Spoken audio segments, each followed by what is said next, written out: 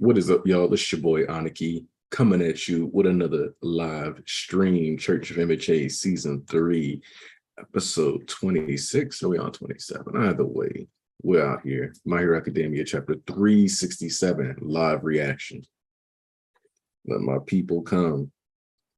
File in one by one. MK the baby, first in the chat. Let's get this posted in the Discord and get everybody on and popping. Let's go. Hey, Austin Morgan, how you doing? How you doing? How you doing? Tiger Blaster in the building. Love to see it. Love to see my people that have been here pulling up. Let's see. We left off last Monday, on this Monday. So 6 days ago with the last church stream. Had a nice nighttime special. But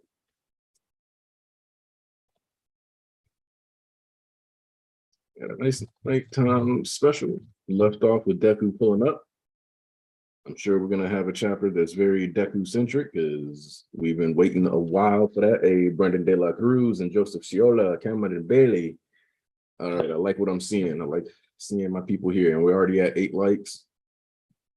Let me know the people watching are going ahead and remember to drop that like as soon as they get in here. Appreciate that. You know, the YouTube algorithm punishes creators if they don't get a bunch of those. Appreciate you here being here, Zeke Khan. I know you've been here for a minute. All right, let's go.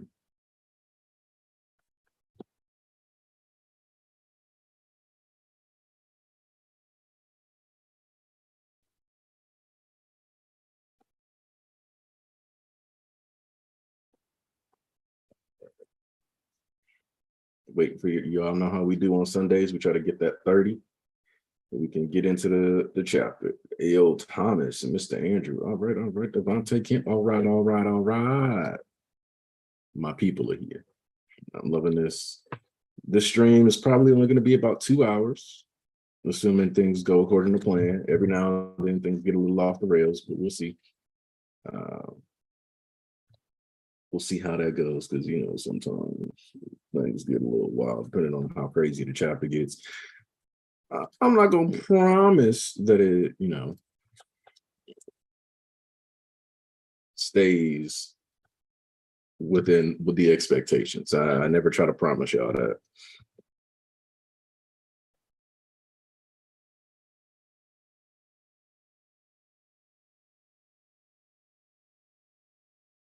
All right. Let's go. Let's see. Yep, Trippy Manga, J. Michael, A. Avitarino. All right. Let's see. Is the Viz page actually ready to let me read the chapter off the website? Or am I going to have to sit here and read my phone like a degenerate? No, I'm not. I'm not going to have to sit here and read my phone like a degenerate. Pretty good, solid week at work. Nothing too crazy to report. No insane updates. Hey, Tanisha Greer and Sixer. Hey, the True Star. Okay, you know what? Seeing my regulars come through always puts a smile on my face. Want to know how y'all been doing? Y'all having good weeks? Should I just tap into the chapter? I feel like I just want to hop in. East got limited time today. Yeah, you know what? East got limited time today. So I'm gonna start the chapter now, even though we're only in the 20s. Skip all that. Ooh, this color page is nice. Let's see. We got the League. This is an interesting amalgamation of people because you got Twice here, you got Hawks, you got Uraraka, Izawa, and these are specifically people being displayed without their current injuries. Oh, the little anime season 6 shout out. I guess that's why. Just emphasize, okay, this is just kind of to emphasize people who get pretty big moments, minus the fact that Minetta's here. Put in Twice between Dabi and Hawks, a little teaser of the what happens to him. All right.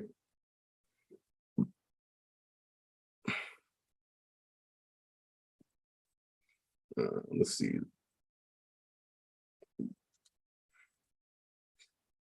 Let me zoom in on Twice and Dobby real quick.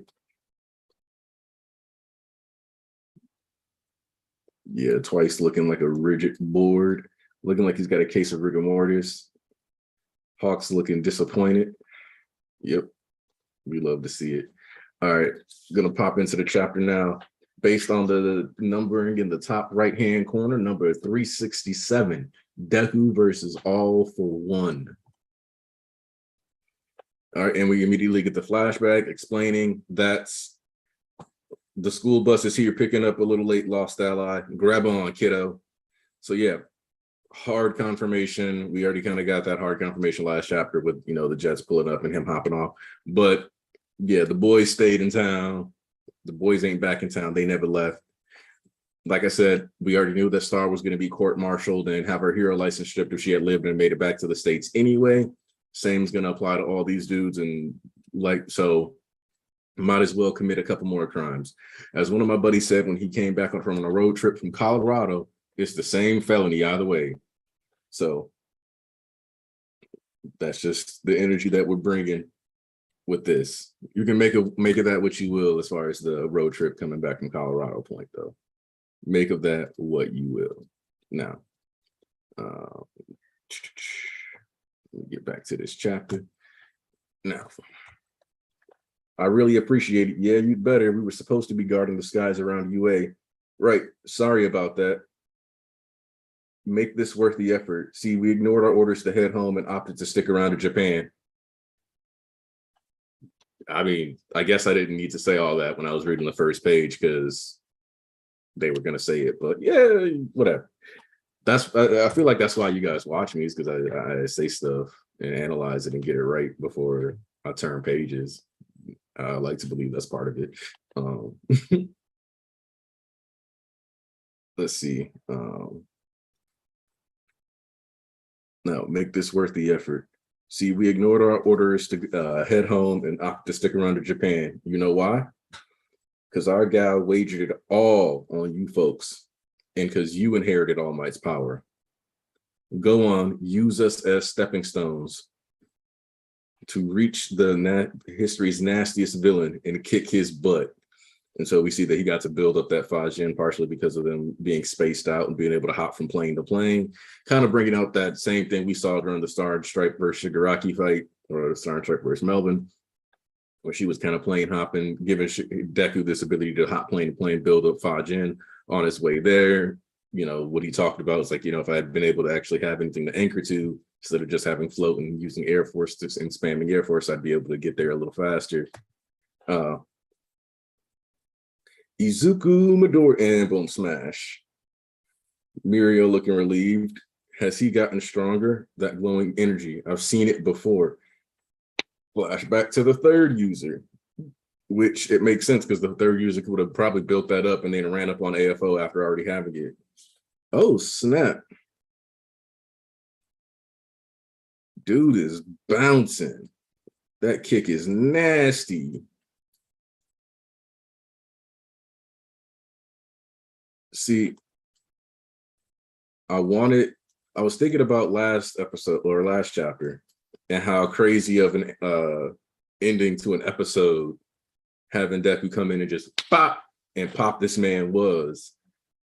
And I think Horikoshi agrees, but is also structuring this so that this can be the start of an episode and we kind of have a continuous motion at the start. We'll see. Midori is in the cage. So sorry I'm late. Are you all right? And then we see it. Ooh. Let me zoom in and see who's laid out and being depicted as such. So you see the chunks of body. You specifically see Bakugo on the ground. That's currently where Deku's focus is. Man, is that a thumb or a middle finger? Anyway, that's a finger with more fingers growing on it. Horikoshi really went with the body horror on this. I appreciated it. Deku looking shocked. The All Might card being out. Genist, he's observing him, feebly lifting up that carbon fiber cable. The slash across Nigeria's stomach. Majiki looking rough. You got the rabbit with no limbs. Maybe a functional leg left. Hold on. Okay, it looks like the left leg is still there. It is only a flesh form. All right. Got some excuse for being late. I'm guessing it was Toga's doing, right, Izuku Midoriya? Go ahead, make that excuse. There was nothing I could do. I never saw it coming.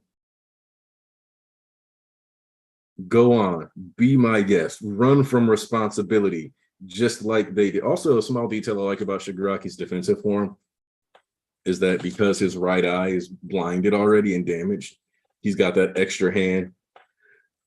Well, thank you, Andrew. I'll take that too. Uh, uh, Run from responsibility. So, like, he's got that extra protection over that already damaged eye, and the hand also is covering where he's missing his line, and it's like he's self-conscious about the bald spot. So, just like they did, and you see Deku has steam. Oh, and there's the black whip coming out. When you stoke this one's anger, his moves get pathetically simplistic. I'll counter his next attack and crack his spine. See, we see the black whip just going all over the place, glowing energy from Fajin. He's releasing the smoke screen. Admit it. You love the present I got you, right? So this is interesting because this bit of trash talk genuinely feels like it's both of them. Kind of like everybody's on board here inside of Melbourne right now. Everybody's like, yeah, say these terrible things. It'll be great. And then Mirio comes in. It's going to be okay, Deku. Him again. I get it. You're feeling like you'll never live this down, but that's falling right into the villain's trap. It's okay. Tamaki and them are still kicking. So this is where last week's events had Mirio being in character to a fault for what most people would like out of the story. This week's chapter have us, plays into him, being like that son, managing that encouragement, being like a big brother figure to Deku. So keeping him level-headed and trying to make sure that he can actually take on this battle like he's supposed to. And right now, Edshot is trying to save Bakugo's life. I know he's going to pull it off. I'm still fighting because I have faith. Get it? We haven't lost anyone yet. Nobody's given up. And we see that, we still have Manuel keeping Monoma watered. He's still in contact with Aizawa to make sure that the refresh time is keep that peak. The endless sanctimony, the empty talk, all to avoid facing facts and reality. Listen here, we're heroes. And if heroes don't talk the talk, then who else is going to transform ideals into reality? Mirio is espousing rhetoric similar to what Deku said during his fight with Muscular. Specifically, it's a hero's job to turn lip service into reality. It's not just about, talking and all that other stuff. All Might, think this is all for the cameras? Think what you want. In the job, you risk your life and put your money where your mouth is. Deku getting in his eye, his pupils back, letting us know he's leveling his head out, because our gal wagered it all on you folks. And then Banjo, who, mentioned, anger is going to be the thing that really gets this power working for you. And you see every time he gets mad, Black Whip really does kind of go on a rampage a bit, when it's popping out of all kinds of limbs and joints and all kinds of stuff like that. So it's okay, Tamaki and them are still kicking. Yep. It's okay to get mad. What really matters is controlling your heart. And then we see that the Black Whip pulls around. The smoke is coming back together. Sorry about that, Lemillion.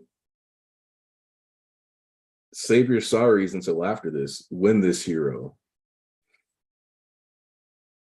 All for one. Is Shigaraki still in there? And we get that page of Deku looking like that guy. We see that he's got Black Whip, and it kind of looks like Black Whip is connected to his hand, but not exactly. Looking a bit like he's got claws, like Wolverine, with them like stretching out, like he's just gonna at a moment's notice. The left hand is covered in Fajin energy. The Black Whip is coiled around his mouth. one for all energy charging out of his eyes, the cow, smoke everywhere, and all the predecessors, except Yoichi, surprisingly, hovering behind him. And that's that end of that chapter. Let me get these bishops up in here, because they got him looking like that guy. We got him looking like that guy. And Deku is that guy. You know, he's the chosen one, not chosen one really, but the guy who got one for all at its peak. We know he can't really pass it on anymore. So he's that guy. How'd y'all feel about this chapter in the chat? Because I feel like this one is one that you guys, everybody, I think everybody should be able to enjoy this with little to no issue. Should be one that we all collectively can say, yeah, I enjoyed this chapter.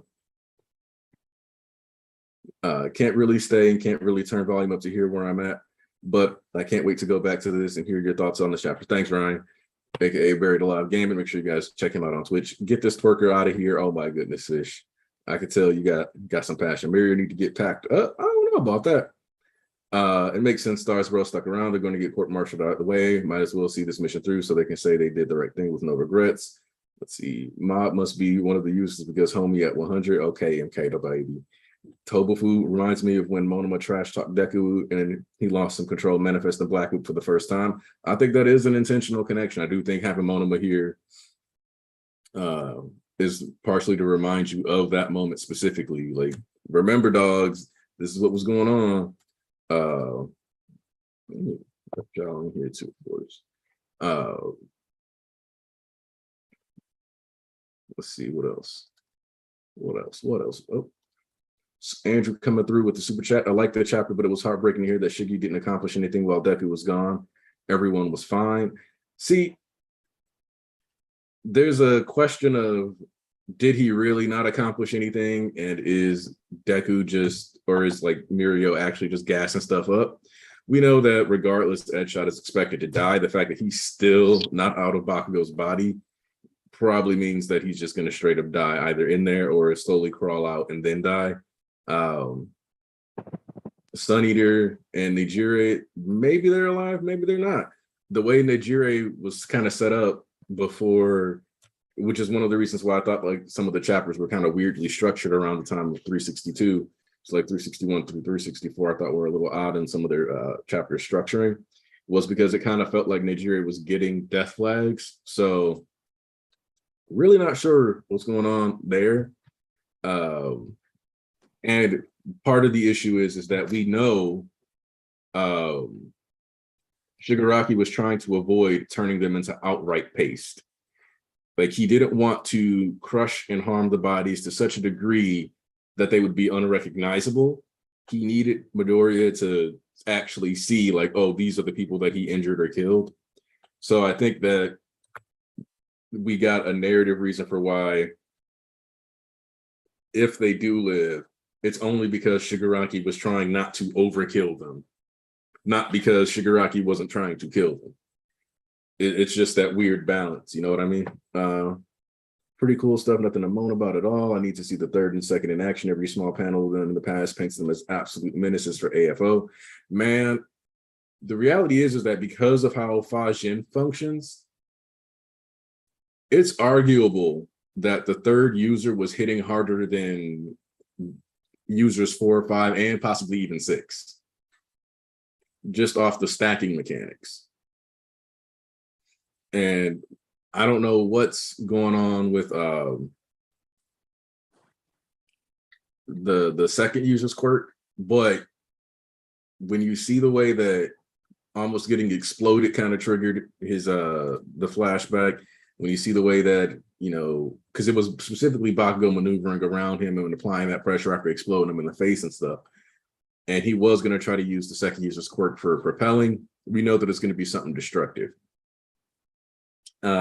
Similarly, though, Fajin having all those build-up functions allowed it to really kind of tap into the full scope of the power. So we know that either way, they wasn't, you know, there to play with them. They was really about that. In fact, I would say that the second and third user probably have some of the better quirks he's gotten out of the deal as far as offense, whereas the fourth user was like, hey, if the dude who could crank his power level up to even higher levels couldn't beat him, I'm not going to beat him. putting out a smaller amount of damage. So I do think we can kind of confirm that based off the performance the third user gave, the fourth user was like, nah, I'm not matching that with just Danger Singe. And maybe Banjo tried to fight him. Maybe he was just trying to stack it up and, doing what he could in the meantime. We'll see. But you putting respect on my nigga Judan. Let's go. AKA the third user, because that means charge in Japanese. So I'm tired of calling these niggas third user, second user, third user, second user. Everybody else got a fucking name. That nigga named Judan, aka Charge, which is what Fajin does. And we got Chekhov, because shout out to Joseph Ciola, Chekhov's gun. That nigga Joseph snapped on that one. Yeah. But fuck going on.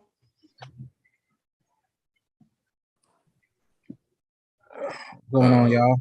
What's going on? What's up? You're a funny nigga, by the way. Wait, what? You're a funny nigga. I hope you know that. Oh, Thomas is on his way, and we see Fish in here. So, Fish, I know you was upset about Mirio not getting packed up, but the man is untouchable. It's coming soon. I'm calling it. It's coming soon. Now he gonna slip up. So what I'll say about that is it's actually funny because we all agree. If you think Shigaraki just finna go down without none of his quirks, you really are bugging, because that math not mathing. He literally is in a defensive form. We all agree he's gonna have another phase after this, would probably be the speed form, which we pretty much agreed on. Then it's gonna take it to when everybody comes to. I'll talk about that later, but when it comes to everybody coming together and Shigaraki finally gets free and then he regen and get all his quirks and actually do what the fuck we've been waiting on. That's gonna be a true masterpiece. But as far as now, it's just like, yeah, I see, because now later, if anything, anyway, anybody's fair game at this point, right? So like you don't have to really do anything at this point for any other character. Nejire had enough. Sun Eater did his thing. Mirio. So now that the two big actual niggas that's supposed to fight that are on a par with each other, if anybody else just gets stepped in the way or stepped on after whatever you believe that happened, Deku win or lose, or during that thing, everybody had their moment. Why they had the chance to have it? Because if you realize, like, I blame not a single person for feeling fatigued from the battlefield. We literally been here for 9 chapters, bro. 9 chapters. And Shigaraki, they've really been, no matter which way you spin it, I understand giving people the side characters stage flex and having to do all the stuff for the Tenko progression to all that getting in place for when it comes together. So it's just, when we get there straight through all the setup, but at the same time, we've really been pussyfooting around and just stalling for time.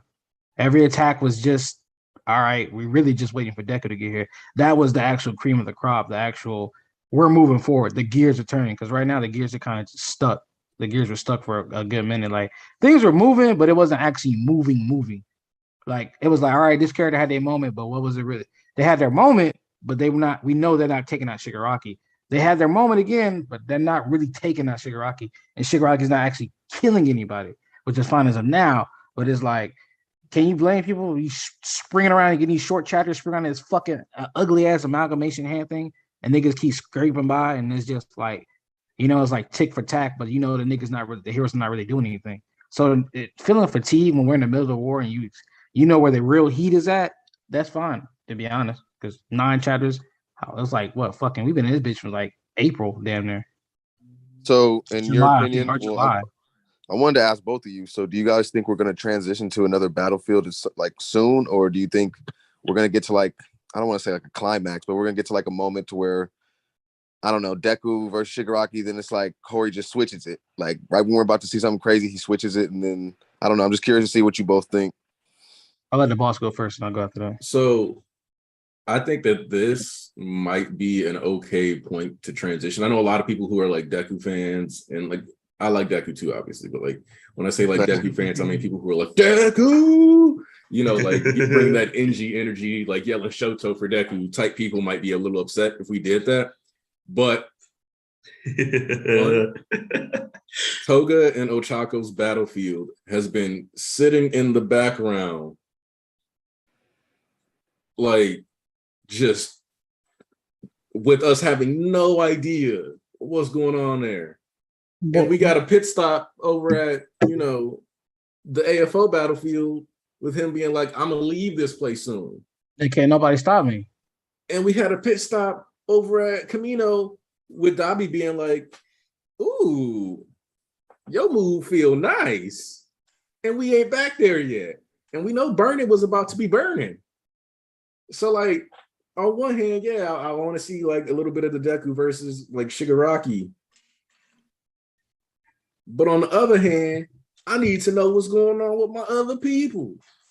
So when we get to those other battlefields, they've already been moving. You think like by the time we switch to it, stuff's already been happening. Like it's not going to be like the last thing we saw.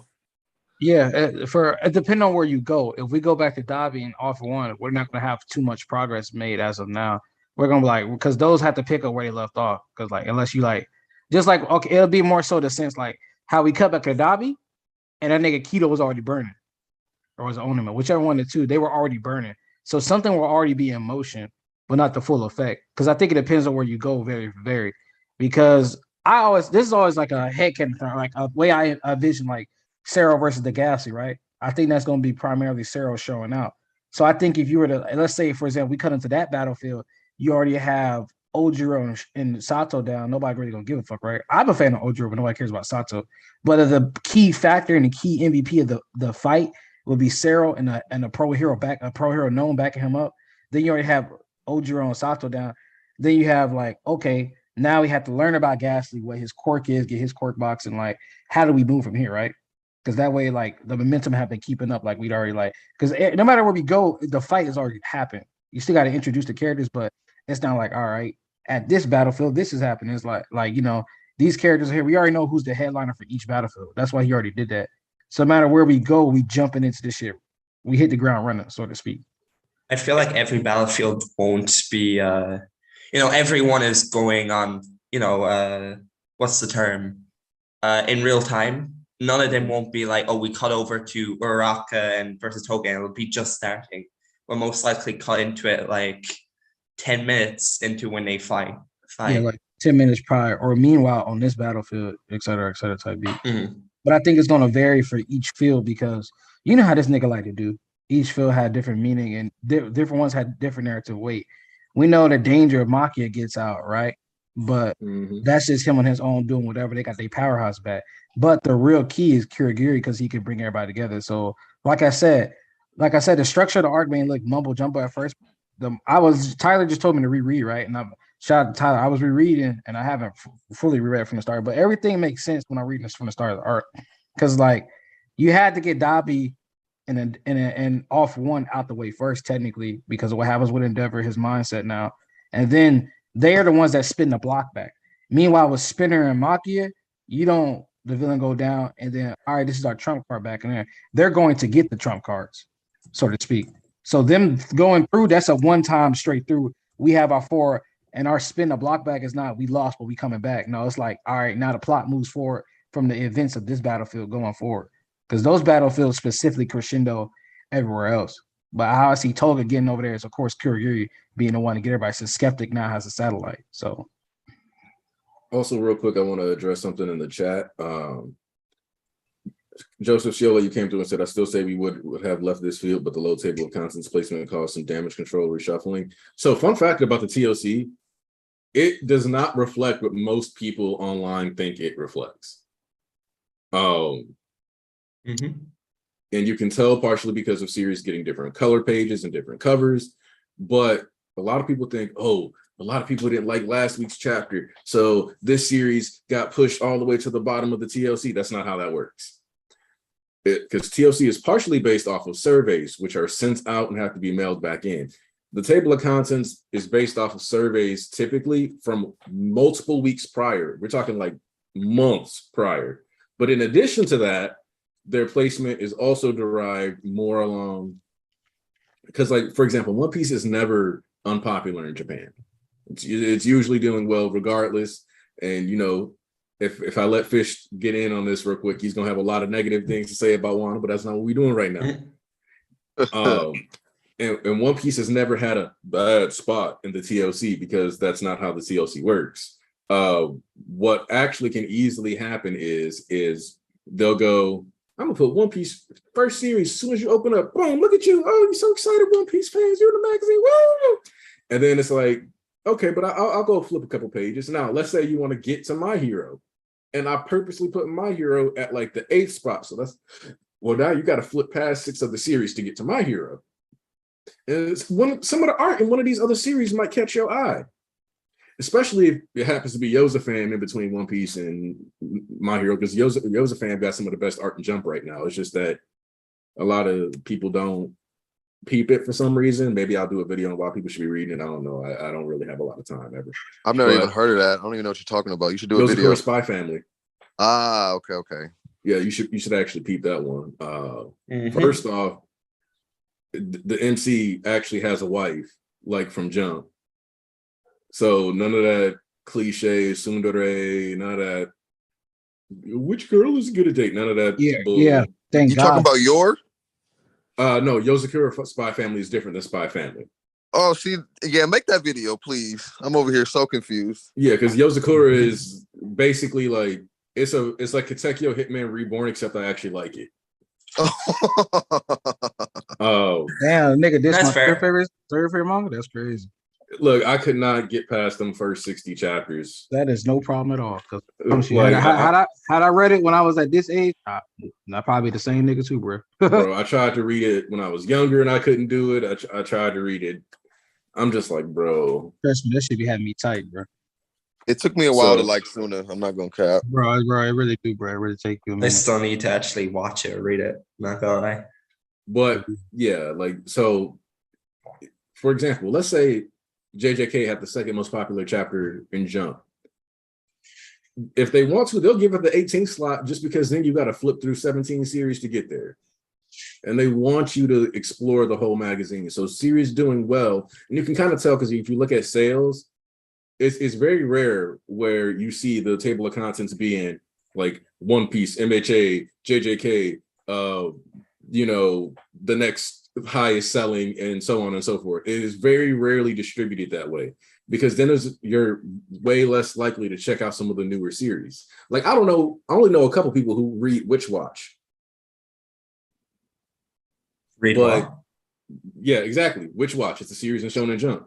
But I doubt Witch Watch. Yeah, see? Witch Watch you gonna wear, Tom? Come on now.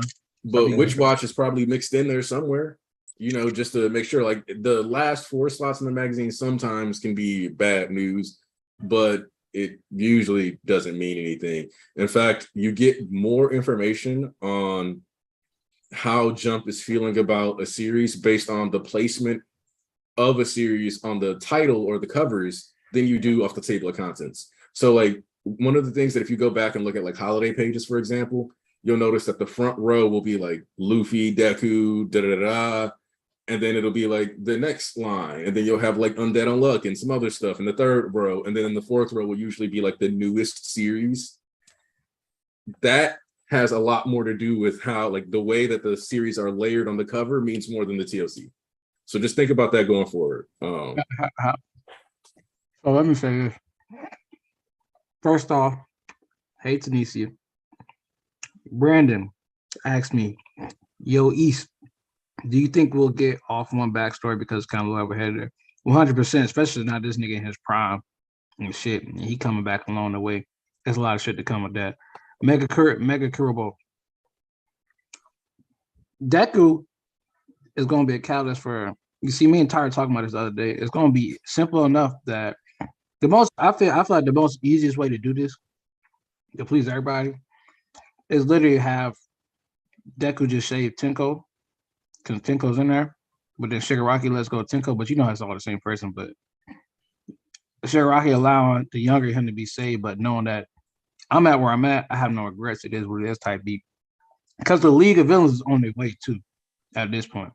And it's way more beneficial or satisfactory for his actual friends to come in here and save him or aid him and help him get his back up. Like how them niggas got all their back up, jumping this nigga and bring it back. Because remember how fishy it is that the League hasn't had, this was all supposed to be their final thing going in.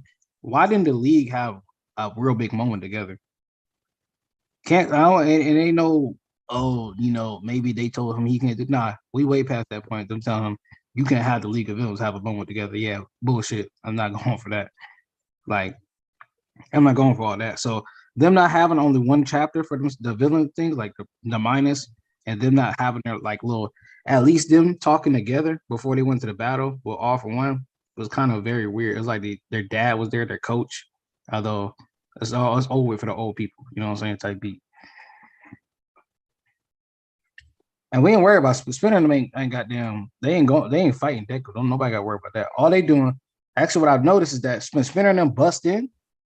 The Jets just spoke about it. That's probably going to be where Compress is at, get his aides to shine, and Spinner and them come in to take out the Jets and the generator. That's gonna be a big moment too, because the generator is just one big building laying out on the side.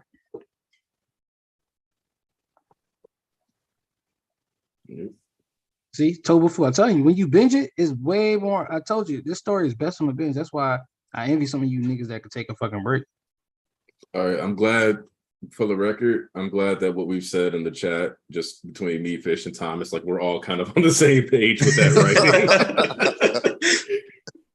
Just because I don't want to spoil and I don't really want to talk about it because I don't like being like really negative about stuff on stream because it's just unnecessary and that's not the kind of content, you know, I'm out here trying to make. But yeah, nah, this setup has just been it's been meh. Bring back real sorcery. Take me back to Megumi versus Reggie. That's all I'm gonna say. You're right. Yeah, you might chill out. You might somebody, but shit, you got to summon the nigga Charners. Man, that's it. That's his fight right there. And I stopped covering that series. I'm like, man, when it gets good again, I'll come back to it. So I'll talk about this then. Yeah, Mega. It's been a constant theme how the villains also have their own. They like just like how Twice went and saved everybody ass in NBA and shit. He literally had his power up and he saved everybody in NBA. Did that shit in the pay. He did that shit in the raid too. He saved Togen and Compress, which ended up being a catalyst for other things. Especially compress further coming down the line to save everybody. Okay, real quick, I want to touch on what Cameron Bailey said. Because, you know, Cameron asked, does AFO need a backstory? Because I feel like he doesn't, but if he does, it better not be the typical parents abuse this trope. I'm sick of it. See, I don't think he does. I'm going to say right now, Hori likes using classic hero tropes for villains. And I personally think AFO is going to be an orphan because it would further justify the importance of having Yoichi by his side. Because you notice when they talk about back in the day, they never mention their parents. They'll talk about their relationship with each other, but you've never heard them be like, you've never had like a Doflamingo Rocinante moment where it was like, AFO was born evil, our parents were good people. Like, we have gotten none of that. We've gotten no mentions of it. It just seems like it was those two reading comics and trying to survive through the advent of the exceptional. So well, they were kind of adults by that time. But what I'll say about that is don't think of a backstory in the conventional sense. Don't think of, as a boy, like I was this tragic. No, just think of it as you seeing the history of All For One instead of think the typical backstory. Like think of it as a Frieza type beat. You know what I'm saying? Like or an Aizen. Yeah, like I was thinking Star Wars. I would like to see like when Anakin lost his mother, like that would be raw for me. Like just seeing AFO just lash out after he loses someone like that. I don't know, just for me personally.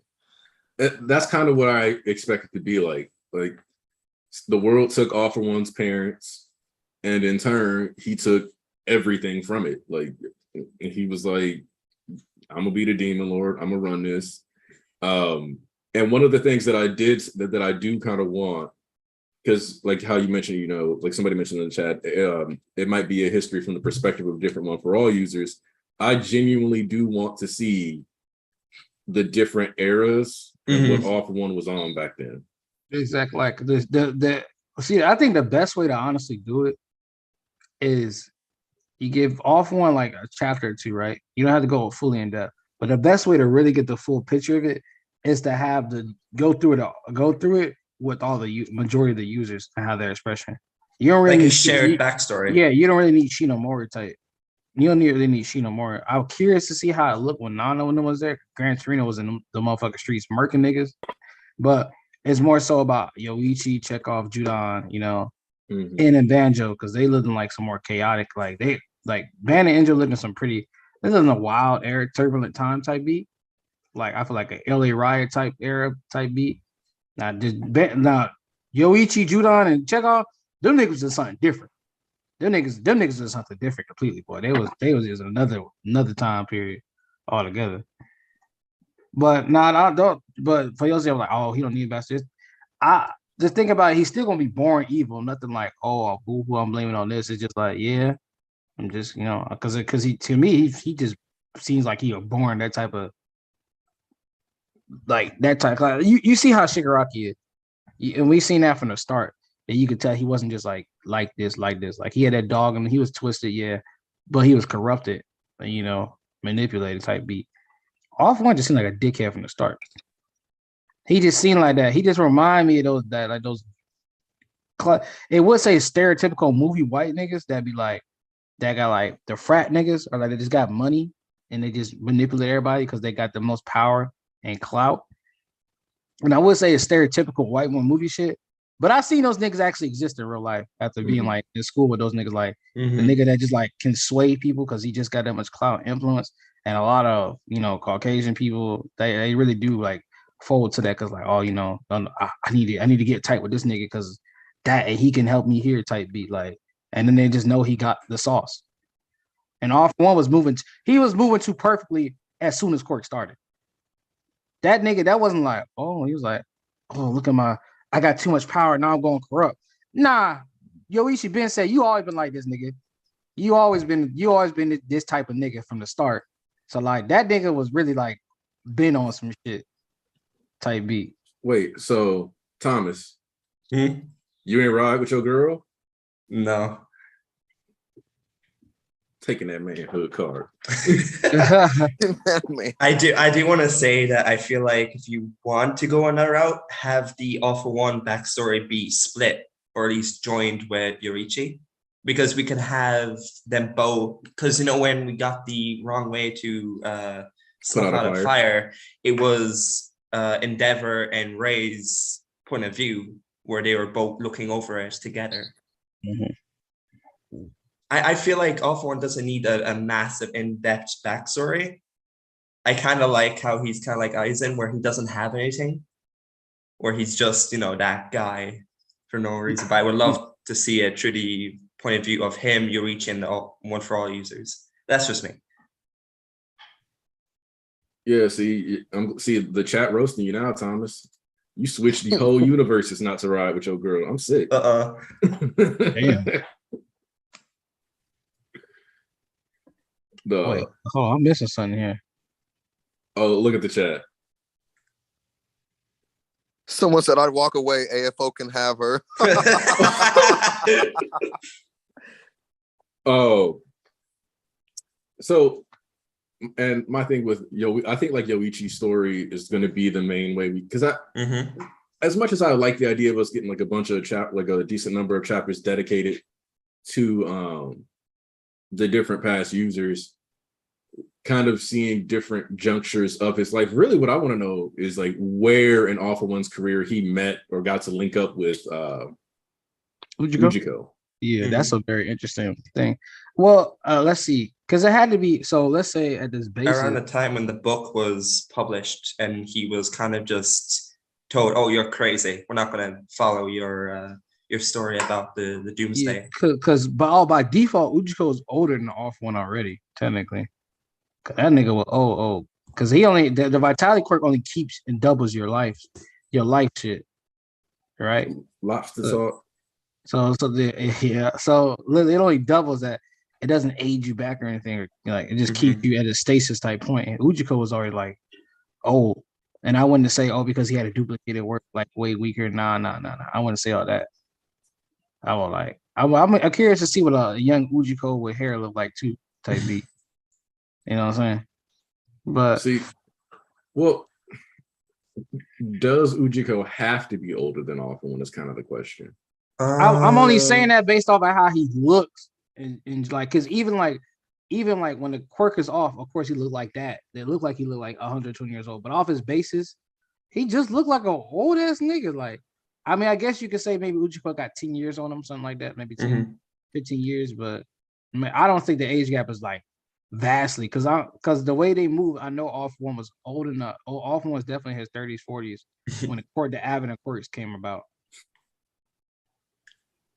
I feel like we're definitely gonna get a backstory for the second user versus AFO. Yeah, we got still. That's tied in. Judon and Chekhov, they kind of tied together though, because they were boys running together. This might sound mean, but first off, the fourth user, we don't actually need anything from him. I told you, Mori was in the fucking woods until he died. I don't know how he met Banjo. He was kind of a simple man. He just told his life story to Deku kind of in a brief way, and then that's all we need from him, especially with N too. Like N isn't like Nana, All Might, the second and the third, and Yuichi are probably the only ones that we should know a lot about. And when you think about it, we've already been kind of like fed Nana's story outside of like why she became a hero, and I don't know if that really matters given the answer is realistically AFO was out here and the world sucked. Like you don't need a reason to be a hero in this fucking shit. All Might, you really didn't need a reason.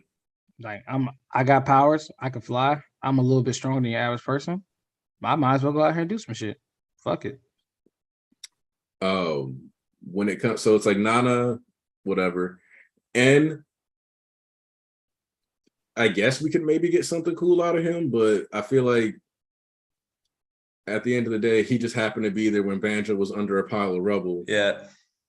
And maybe, well, actually, it does sound like N might have been his sidekick or something like that. I think they might have been boys, like how Judon and the third were, or like, it I think seem like the threes are paired off just like the Star Wars movies.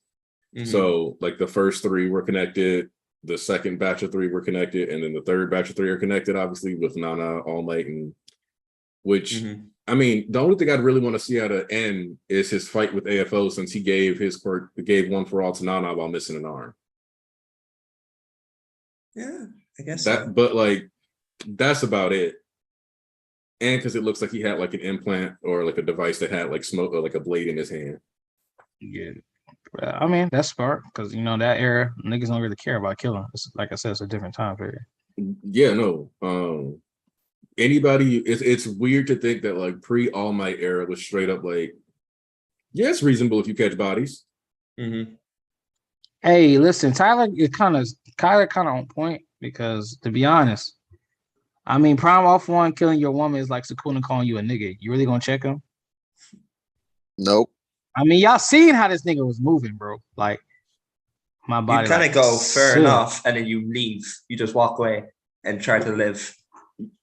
You take the Smokey approach. See, well, Off One show up, he told me to shut up, and I stop talking. But when he leave, I talk again. Yeah. It's a mind thing. I really control. Like that. What else do you do? Like, he's gonna yeet your quirk and rivet stab you in the chest, and then swirl your intestines like noodles. Like, it's not worth it. Hey, Tobu fool, listen, it's just a placeholder for now. All right, it's just a placeholder. I'm tired of calling these niggas third, and everybody else got a damn name, second and third. I'd rather give them just a name for right now. When they get the actual names, just how we call the doctor. Call him the doctor. Listen, I'm just calling him Judon until he get his actual name revealed. So we're calling the second user what? Chekhov, and we're calling the third one Judon for now? Yeah, just for now. Okay. I think it's funny that we were given the Ujiko's real name, but nobody uses it. And I feel like that's directly tied to all the controversy that happened with his name. Yeah, Kyudai Garaki. Yeah, like nobody wants to say that. And it's like it was like, oh, he was introduced to Shiga Murata, which I think I still have a screenshot in my phone of the original panel. I know I posted it in the Discord at one point, so even if I don't have it in my phone, still the original name panel is still there. But I feel like all that controversy surrounding his name just lets everybody be like, yeah, so Dr. Ujiko, since that's what he was called by Dabi first, and we just roll with it. Yeah, it's little. I don't know why those two would even ever fight or how you got that, but yeah, Kirishima will win. Spinner, that's kind of hard to say now because I don't know what the fuck Spinner packing. So I can't tell you that one. We don't know what the hell Spinner got over there. Yeah, Spinner went full like I don't know what that nigga packing. Kaiju. Yeah. Like, yeah, he's that man a kaiju now. He's big. Even though He I built it do first. hope that, because one of the things we kind of talked about is how it's possible that Spinner is narrating more since he was like the narrator of MVA in its entirety. Because like Twice got a single chapter, but which who knows? Maybe at the end of the series it'll be like Toga used Sad Man's Parade and created a bunch of Twice clones, and one of the Twice clones was still alive, and then we'll have an actual Twice clone somewhere out there in the world, knowing that the original him actually did die, and that's why that backstory was set up that way. But and then that would also justify them being able to narrate, because this is all a giant flashback, which I think people kind of forget a lot of the time. Because somebody did point out, one of the things that somebody said back then was like, I don't know if Deku would ever feel comfortable saying he became the world's greatest hero if Bakugo died. Fair enough. And I was like, actually, that's a good point, because I feel like if I was out here trying to save the world and my best homie died, I would never consider myself to go. Yeah, guilty conscience type shit. Yeah, so I was like, oh, okay, I get it. But then again, I mean, but it would be we all know that like this is Deku and as an adult talking too, because like I said, every time that nigga talk from the future, it's a different person than I'm looking at now. Yeah, that's a different person. Like I've been looking at and shit like that. So you can always say like, you know, he could mature into thinking like realizing it's not his fault, because how the fuck was he supposed to dodge Toga? And like, ain't nobody could have predicted like, oh, Toga's gonna swipe you off the battlefield and you're just gonna nullify your danger senses. Like, you know, as younger, of course, he's gonna blame himself, but you know, as you get older, like I said, the older nigga's different from now. But Spectral, I don't that nigga Melvin. It's Magumaru, because they want to get about 15 niggas in this one nigga body. So it's Magumaru right now, as far as I'm concerned.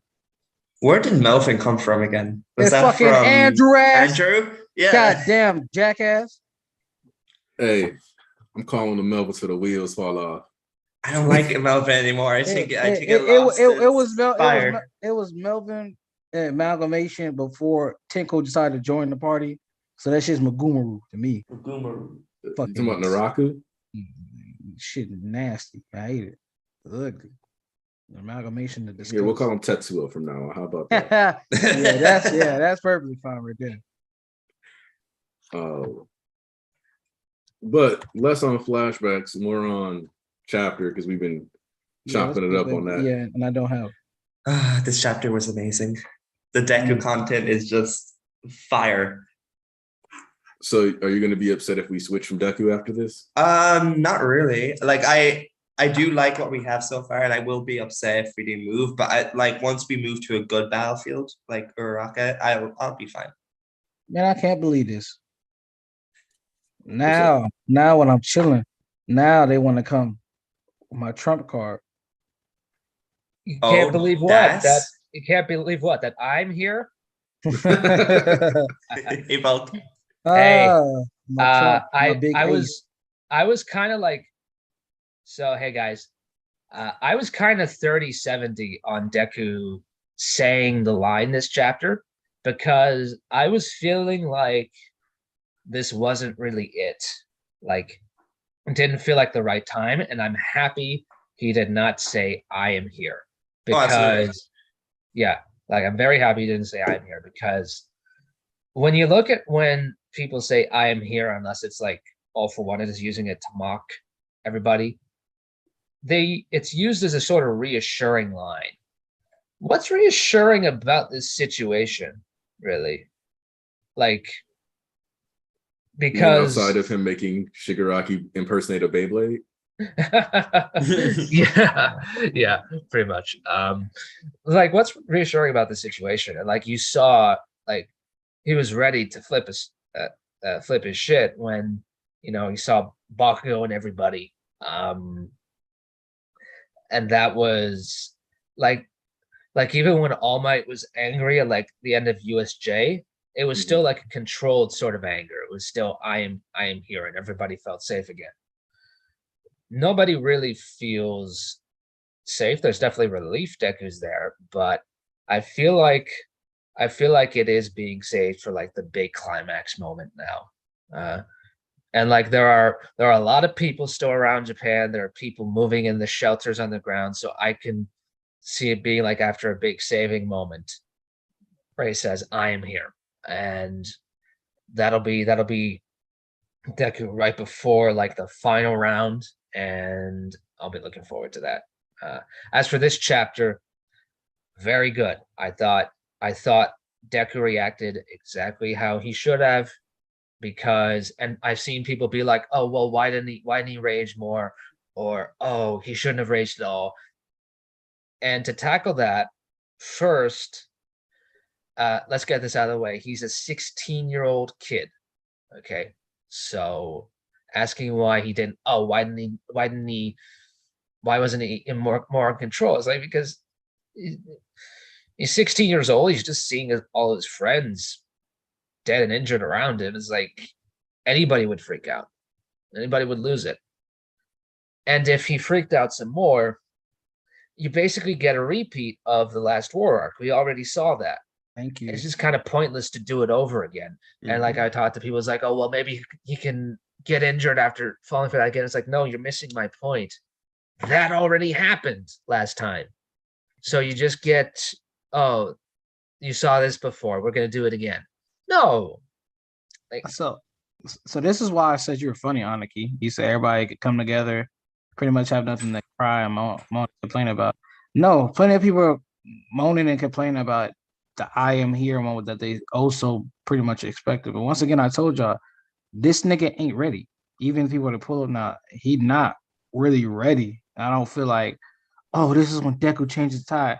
Nah, like I told you, he just gonna be like kind of survive. Don't let this off guard hit fool you. He slingshotted with a power boost from 5 All right, and then he caught the nigga and he beat him. But let's see how this goes when they're fighting blow for blow. Meanwhile, Shigaraki's still heavily nerfed in his tank O form. Like, it's just like, y'all want to repeat when Shigaraki's like, let me get this nigga mad so he can be stupid, fumble up, and I can break his shit. Because then if he had did, there's been no excuse had he moved, and then Shigaraki's like, aha, I got you, nigga. Snapped his fucking back into, and then you really would have been like, oh. And then let's say somebody get my boost, like, all right, the second squirt can heal my back, and I'm gonna use this to keep going forward. Then y'all niggas would have really been mad about some shit. So let's follow the logic here. Like I said, y'all let this shit fly. That's what I said. I don't want to hear nobody mad about the Jets. Like, oh, he fooled us to that. No, I told y'all, don't place y'all bets on nothing on what that is. Just let it be what it is. Because you think, oh, it's gonna be the Jets. He gonna get caught up. He gonna fight, and then he don't fight. He gonna be like, ass. He should have fought. I'm like, nah, brother. Let it be what it's gonna be. And we clearly seen it was the Jets because niggas pointed out like there's like 6-7 figures outside of UA, and then the figures pop up over there at Deku. So it's like. Also, I'm gonna say this. I've directly stated I don't see the I am here moment happening until UA is falling. Mm-hmm. Oh, 100%. Like, and I've said Black Whip can be long as hell. So I want to see UA Gashima split in half, falling apart, and because I don't need I'm here to necessarily be reassuring, even though I agree. It's always reassuring, but in this case, I almost want a blend of the all-for-one mocking energy and the reassurance, where I want Deku grabbing as many people as possible with Black Whip and being like, they're not going to fall because I am here. I feel like if we are going to get challenging Shigaraki's agenda, so I feel like if we do get an I am here moment, it could also happen because we've been like assuming in the church, in the server, that Kurogiri will gather everyone together. Mm-hmm. Yeah, and everyone will collide at where the crash site is. That's my other thing. And also, what happens whenever Deku gets like caught on tape or is about to get some sort of recognition, or people are gonna acknowledge his efforts on like a grander scale instead of like in person? What happens? Mm-hmm. It always ends up reverse. Like he grabs Gentle's recorder. Gentle's camera, Labrava's camera. I'm sorry, it's been a while. Then all the other people were getting attention during their work studies. Well, that wasn't really the focus of Deku's. So I feel like following All Might being captured on tape, saying "I'm here," that's going to be Deku for a new generation, and he's going to be captured on tape by somebody, or he's going to be broadcast to the entire country, and he's going to save a bunch of people, face down Shigaraki, and say, "I am here." And you're going to have a bunch of kids watching that video over and over and over. And so that's what I see happening. And yeah. So Volk, are you still my ace about that conversation we had? For the most part, there's one detail I disagree with you about, but I think you can count on me. Okay. All right. We'll wait until you are ready to reveal it. I'll keep that tucked. I'll wait along. But yeah, as far as this, I mean, anything particular to talk about? No, it's just I don't know why y'all wanted to rehash of some shit we already fucking seen. I thought you wanted Deku here. If you have Deku just rage and spaz out, that's not Deku. Right now, you have like a Team Gohan thing going on where the anger is tempered and he's rageful. And he has like full cow and shit going. His hair is sticking up in the Super Saiyan 2 type mode. This is what you actually wanted, whether you realize it or not. Because now you get a rage Deku while keeping his brain intact. Otherwise, you would have just had and got his fucking back snapped into for being a dumbass. Not a dumbass, but reckless. Rightfully so, but still at the same time. Y'all just want him to go in there and be like he fucking Kratos or some shit, blinded by rage. It's like, you do realize that was the fucking point, to get him mad so he could literally just say, good, now I could snap this nigga back in two. And it's also real here. And he would have did that shit. There would be no ifs, ands, or buts. He would have did that shit. What AFO Melvin, Tetsuo said here is true. It goes back to Overhaul Arc when he popped out 20%, and we were like, yo, and then Overhaul was like, your moves are simplistic and straightforward. And Deku, while he does have some, like, a lot more experience than he had back then, because it's like 6 months removed, 7 months removed, he's still only been in this game for a year. He can't afford to default to super simplistic against Shigaraki. He doesn't have enough experience to make complex, stuff default for him. You know what I mean? Yeah. Technically, he's only had full cowl for like 9-10 months, right? Which even lets him use One for All, which is the foundation for all of his other stuff, right? So, like, he spent the year training just to get the power. And by the way, whenever people say, "Oh, Deku didn't earn its power," it's like such an idiotic statement, because like it's directly contradicting what you see in like chapter 2, episode 3, like start of the series. Whatever. Nigga was really like, you didn't get this on a silver spoon, bro. You worked for it. I don't know, but you know. And they like I said, anybody that say that, I just know where they at. They just niggas like that. After that, he broke his bones for like 2 to 3 months before Recovery Girls said, "Hey, stop it. This is stupid. I'm not going to do this anymore. Find another way." And he's like, all right. And he got full cowling, and he still defaults to breaking his bones when he's faced with a tougher opponent. And and they straight up told him, is like, look, if you keep doing this, you're not going to be a hero. Stop it. And so finally he gets the message. He's like, okay. And then he gets like the giant revelation, I have legs. I have legs. It's like deliberately baked into the character is this sort of short-sightedness in his rush to be a great hero. And that also translates to, being angry for other people, wanting to defend them. While noble, he is also cutting himself short. So, like, and he ends up like defaulting to the most basic movesets, just straight up punches and kicks, like just like All Might. But while All Might has like really perfected that, Deku, like, that's not entirely Deku's style anymore. Like, he's more like an all-together mix, right? Like, he's an all-rounder. So yeah. I mean, because it's like you said, Deku got 1 punch, 2 punch, two punch, 3 punch. Like, that nigga All Might got like nigga, all the United States for moves when he want to get saucy with it. What was it? One of the smashes was like he literally just spent the nigga around like when nigga had like a bear hug on him. Nigga just spent all nobles. He spent those niggas off just by spinning his. Was it Oklahoma, Dakota? Yeah, I think that was the Oklahoma smash. Yeah, because that was the one where he does it and like throws 4 Nomu out of the bar. Yeah. So it's like that nigga got sauce with it, dead ass. And then Carolina smash was a double karate chop. So yeah, so like he got sauce with his shit. That's different. That's different than like 1 punch, 2 punch, 3 punch, 1 punch, 2 punch, 3 punch. I put like All Might to akin to like a legendary Street Fighter type beat. He literally has a bonk smash come Missouri. Like, oh yeah, that too. Yep, Missouri smash. But how long do y'all think we stay here? The question we've been asking for like nine chapters, couple months. Probably 2 more chapters, depending on what Hori wants to toss at us. Because we have Deku asking Shigaraki in there. We're most likely going to see Shigaraki, well, the Shigaraki side and Megumuru talk. And then All For One's going to cut back in and tell Deku to go fuck himself. Yeah. And then he's going to they're going to fight. There's going to be more drama. And then we move. So that's very interesting because I've been looking at this now.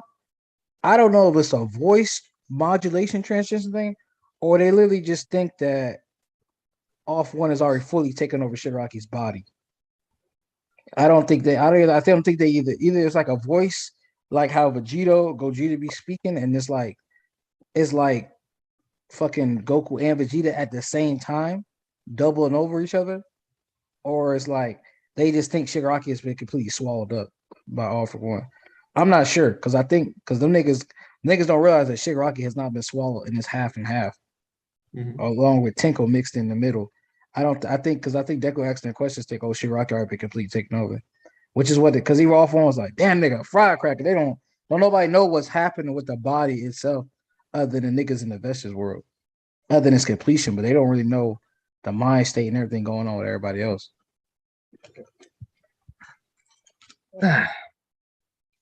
Yeah. Let's talk about that though. Like, so Deku really signifies his true enemies All For One in the end here, whatever Shigaraki does. So what, like, I think with Tomura, like basically he's absorbed because All For One is so focused on negative emotions. He's basically absorbed the negative parts of Tomura, Tenko, and that personality, and he sort of left like the neutral and good aspects to him behind. But Tenko himself, of course, is not exactly stable. Like he's still the foundation for the Shigaraki we see. And he does want to see Midoriya, right? Like that was what he said at the end of the Star and Stripe arc. He's like, Midoriya, hurry. So what I'm wondering is, we've seen Tenko responding to Mirio just because of some things he said or some things he's done. What's going to happen with Deku here? Like, how much is All For One going to keep control of this lingering personality? Not sure. I'm not sure. Don't know, but it won't be long. Can't wait till this shit over. Good. Well, and you guys were talking about, like, are we going to cut away or something? I think we might. Again, I don't know. It's just we've been at UA for like 10 or 11 chapters. I feel like it's about time to just.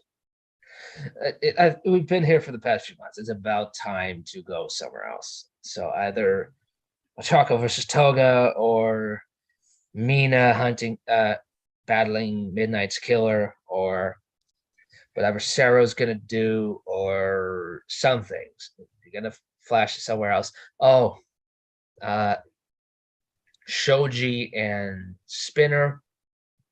That's gonna be interesting.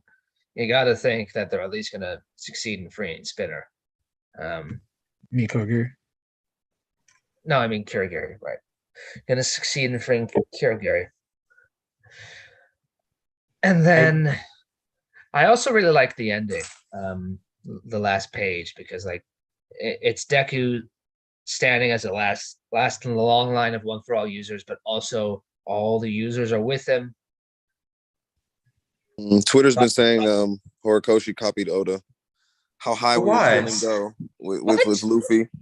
What? No. First off, no, two separate things. Copied?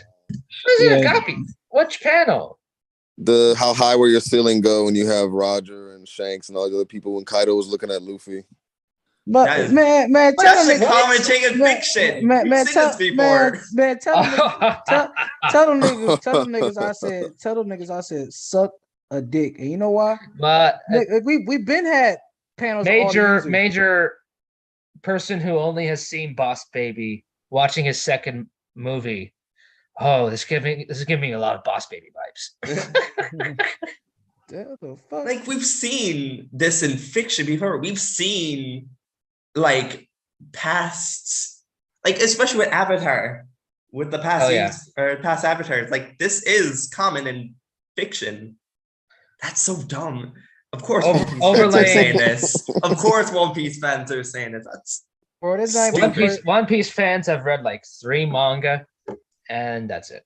Bro, this like the third time they all been together behind Deku, so I don't know what the fuck these niggas talking about. I do want to say that's not even the same though, because like they're actually there with him. At least their spirits are.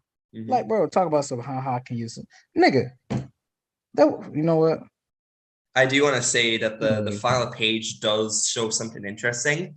The fact that we don't have Yoichi and All Might there, which is obvious. I've told this to East, where it's obviously because Yoichi is probably the most important vestige there aside from Deku.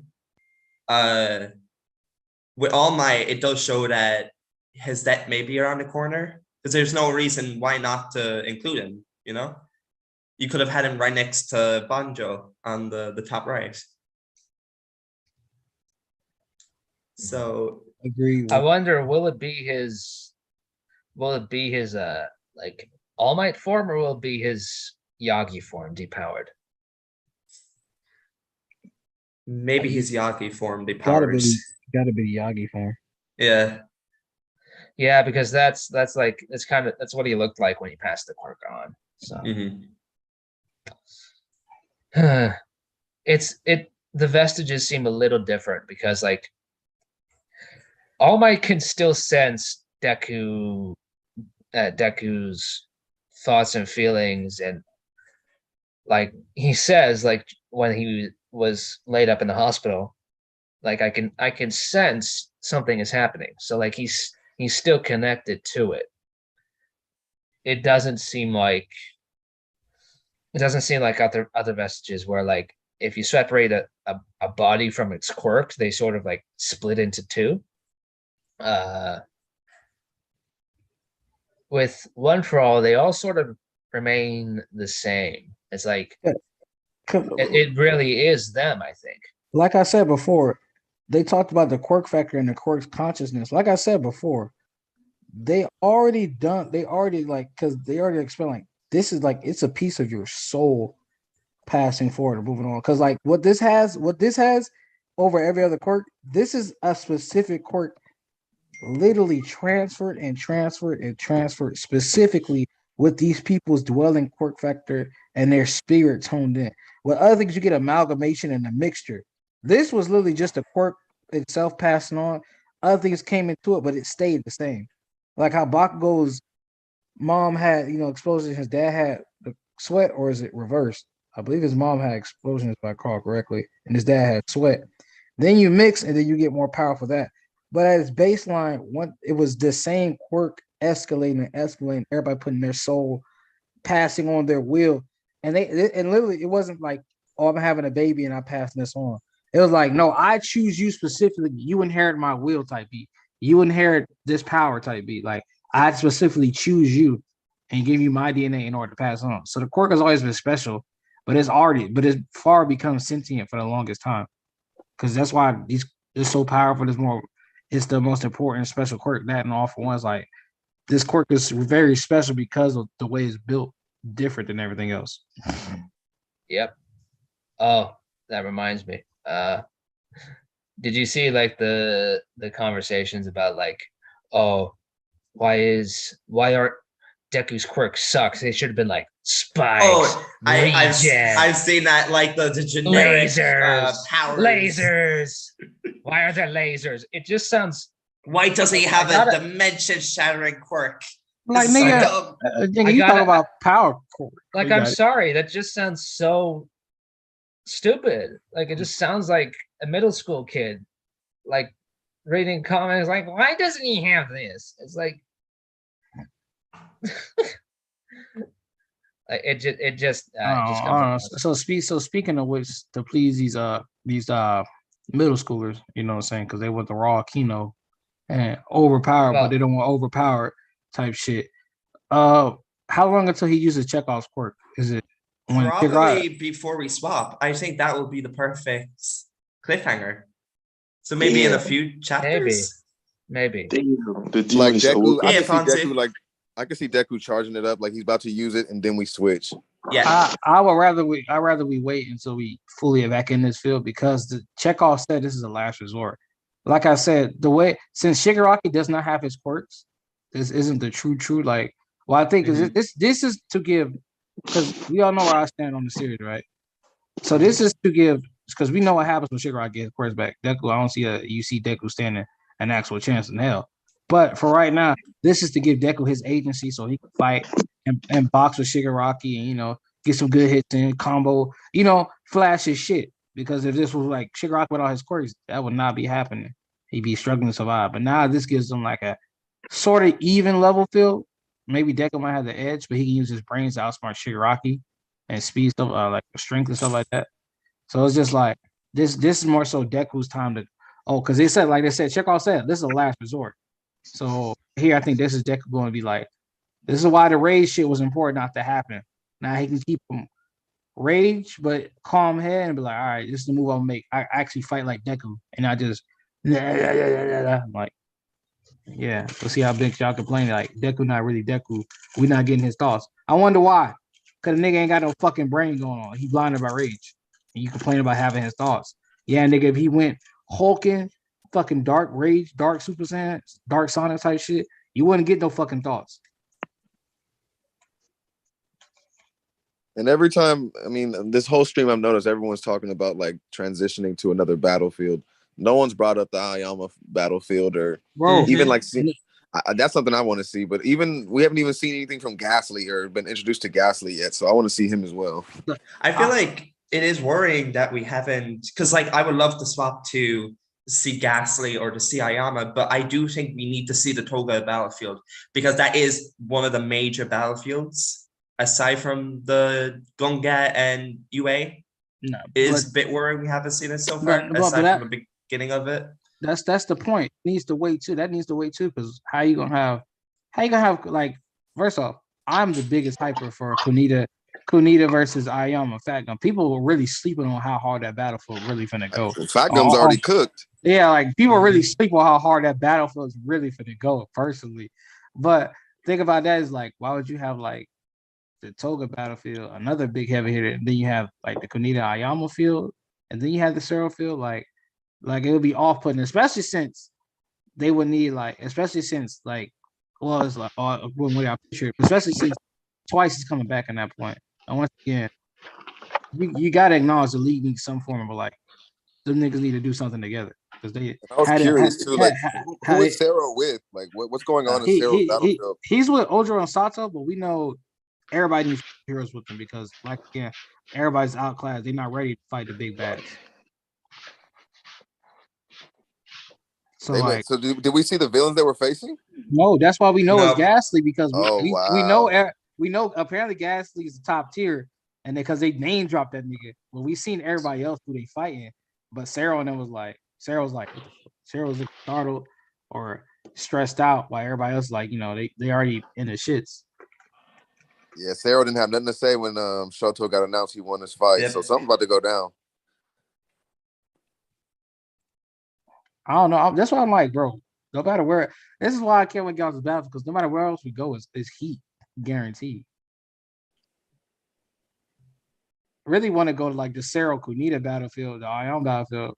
I want to, well, they call it Troy. I want to go to Troy, Tokuba Stadium, because it's like there, you don't have to do what you got to do right here. You got like, oh, I need this narrative piece to go here, and this character does this, so they can come over here eventually. Like, nah, over there, these two battlefields, you could just throw the hands in the air and go fucking stupid. You don't have to worry about like, I need to do this for his character, Shigaraki character, so Deku character can do this, and they're like, you know, a little shit he gotta do, be meticulous on detail. All these other battlefields, it's like, all right, bro, I can just go stupid. Fuck it. Whatever happens, happens. Like the true, like, yo, we free falling, bro. Like, I don't know what the fuck gonna happen in this bitch. Like, not end result. Like, that's why I really want to see those two battlefields, because the end result you can't tell. But Spinner, you know, they kind of got to get Kuragiri. But like, if we go to one of the other ones, yo, you good? You bro, good, Empazi? I told you about smoking weed on the stream. I told you about hitting that pipe on the stream, bro. Also, what Mpanzu said in the chat, I see 54 people in the stream, only 25 likes. Hit that up. Yay! We got our what's it called? Our little kids who are showing the way right now. I don't have to talk about this and about the likes anymore. I'm happy. So yeah, what up, everybody? Sorry that I'm late. Yeah, I couldn't find the video, but I thought that I checked Discord later, and when I saw Discord, I thought to myself, shit, I'm too late. But yeah, I'm here. Read the chapter. What I can say that, oof. Oh, like Deku, my demon, I really love that aspect of him. But yeah, now we're gonna see him full power, almost full power, I will say. So I don't think that he will go full power. But yeah.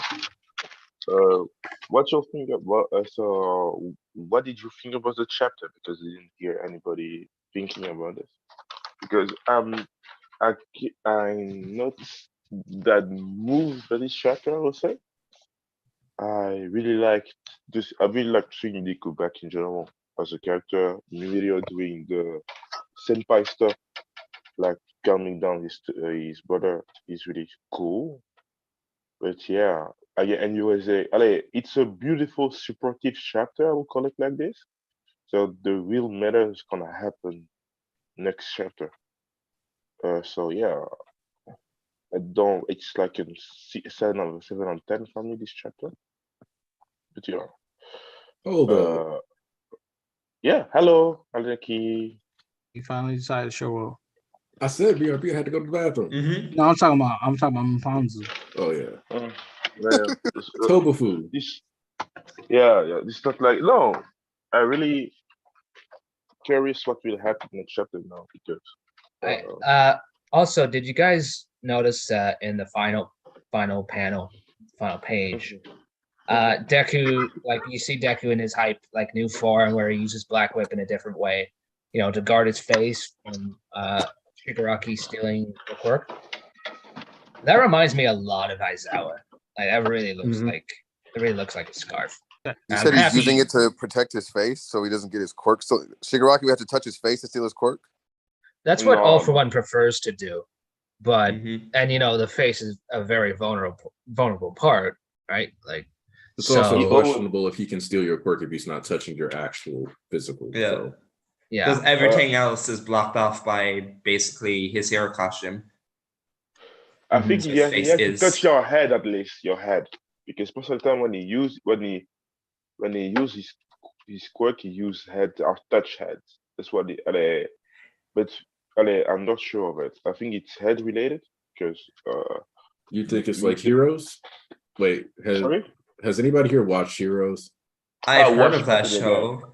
Yeah, it was So from. in the show Heroes, there's a character named Sylar. Mhm. And the way Sylar would steal people's powers, spoilers if you haven't watched this show from like 2007, is that he would use telekinesis to cut off the top of their skulls. Oh. And then he would examine their brains. And by looking at their brains, he would be able to replicate the sensor of where their abilities were stored in his brain, and then he would have their powers. Oh, he could cut the. I didn't know that he could cut the skulls. I remember him stealing powers, but Yeah, I remember how he was doing it. that's why everybody thought that he was like eating brains for like the whole first season. And basically, he runs into Claire in like season 2 or 3. And to steal her power, he like cuts her head open and is like looking inside of her brain. And he's like, there we go, there it is. And he even straight up says, like, Claire, I'm not a monster. I'm not going to eat your brain. That's gross. But because everybody had empty skulls, people kept thinking he was eating brains throughout a good chunk of the series. I do think it adds a lot to the religious aspect of All For One and Shigaraki, where whenever All For One steals quirks, like Mponzu mentioned, it's always touching the head. It's kind of like he's looking down, kind of going, "Oh, you poor thing," like a priest feature. Yes, or figure. That's a thing I was literally. You catch my thought of thinking because in my culture in general, we say that we don't let people to touch your head because it's all about your spiritual aspect is linked to your head. Don't let them touch your face easily or touch your head. And the way that All For One does, it's always like touch that space. That's where he steal your power or your part of your soul. So yeah, maybe that's why that's how I think it was. But yeah, really nice one.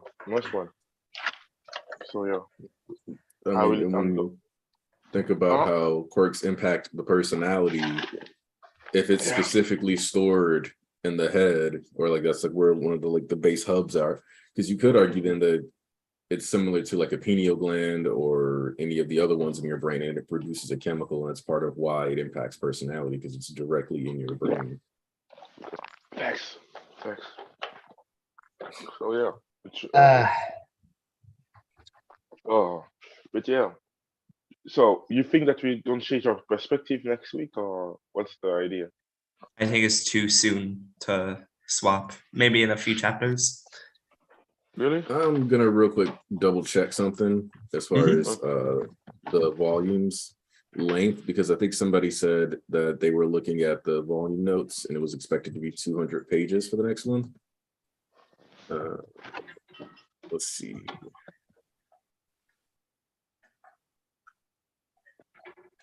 Yeah, what Tyler said with gas. Oh, the giant beam. Yeah. Oh, this is a good way to crescendo off to something else again, because it's almost like, well, it's a good way to crescendo off because it's almost like how the Dobby shit led us into all the Dobby falling type thing goes everywhere else. Okay, so depending on how the next volume, like the volume 36 wraps up, if it finishes on 362, which I think that was their prediction that it would finish on 362, which I think even when this 362 came out, we had a conversation about like the idea of starting, like ending a volume and reading volume to volume and then hitting 362 and just not knowing what's going to happen for 4 months. So looking at this though, if we're going to go with the 362 route, we have to look at what would be the opening chapter of one, which I think is 350.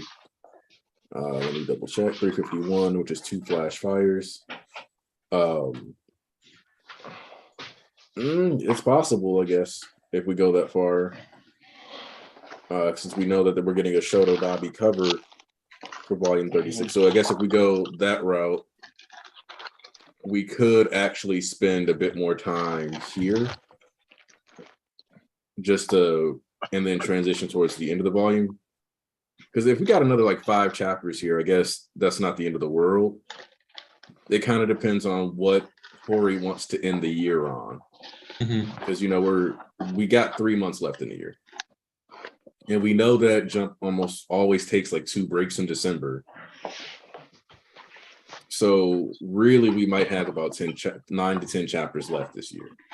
Aniki, you're so much better than me because whoever's shuffling around, you need to stop. Just mute yourself. What are you doing? Come on. What are we doing? Like, anime lately in the chat. Yeah, Sylar. I like Sylar a lot as a character. Hey, Indot. And even Joseph was like, whoever's so he was getting yelled at. Did the show come out in 2006 or 2007? Let me double check. I have it right in front of me. I remember the fucking, I want to say September 25th, 2006. Okay, I'm gonna start watching that soon. So I remember the art for that shit. I seen like episode here and there, but back then in 2007, that was like a different era. Now, take me there to that time, bro. If you missed the show in 2005, 2006, it wasn't no Netflix online. You was gonna just pop over and watch it, and nothing like that. It was a streaming platforms left and right. You catch a show like season 2 to season 3. You gotta go you gotta wait till they marathon that bitch again. I got down. Just say fuck it and hop in that bitch type beat, or you can go get the DVDs for previous seasons, but shit. Look, when you look back to like 2005, 2006, now we're going to get into a little bit of TV talk. I know we talked about how commercial breaks used to be structured a while back, and like every channel, you'd be like, damn, why is every channel on commercial? Because it was a 4-minute commercial break. Go check what's in the oven. Go do this. Go do that. You got 4 minutes. Go. And then they started doing these weird like 1 minute, 2 minute commercial breaks, and then bringing the shows back and chopping them up differently. But whatever. I prefer the old way, if I'm being honest. But if you didn't catch every episode the day it aired, you had to hope the network wasn't going to run a different show. Because what would happen is like you could have a show come out, do like a mid-season finale, drop like 11 episodes from like September through November, early December, and then you wouldn't get any new episodes for like a month or two. So like you would get reruns for a solid like month or two in those slots. Now we kind of just like, now the shows just rotate. Like there's a bunch of shows just being made at all times, so you don't get those reruns as often.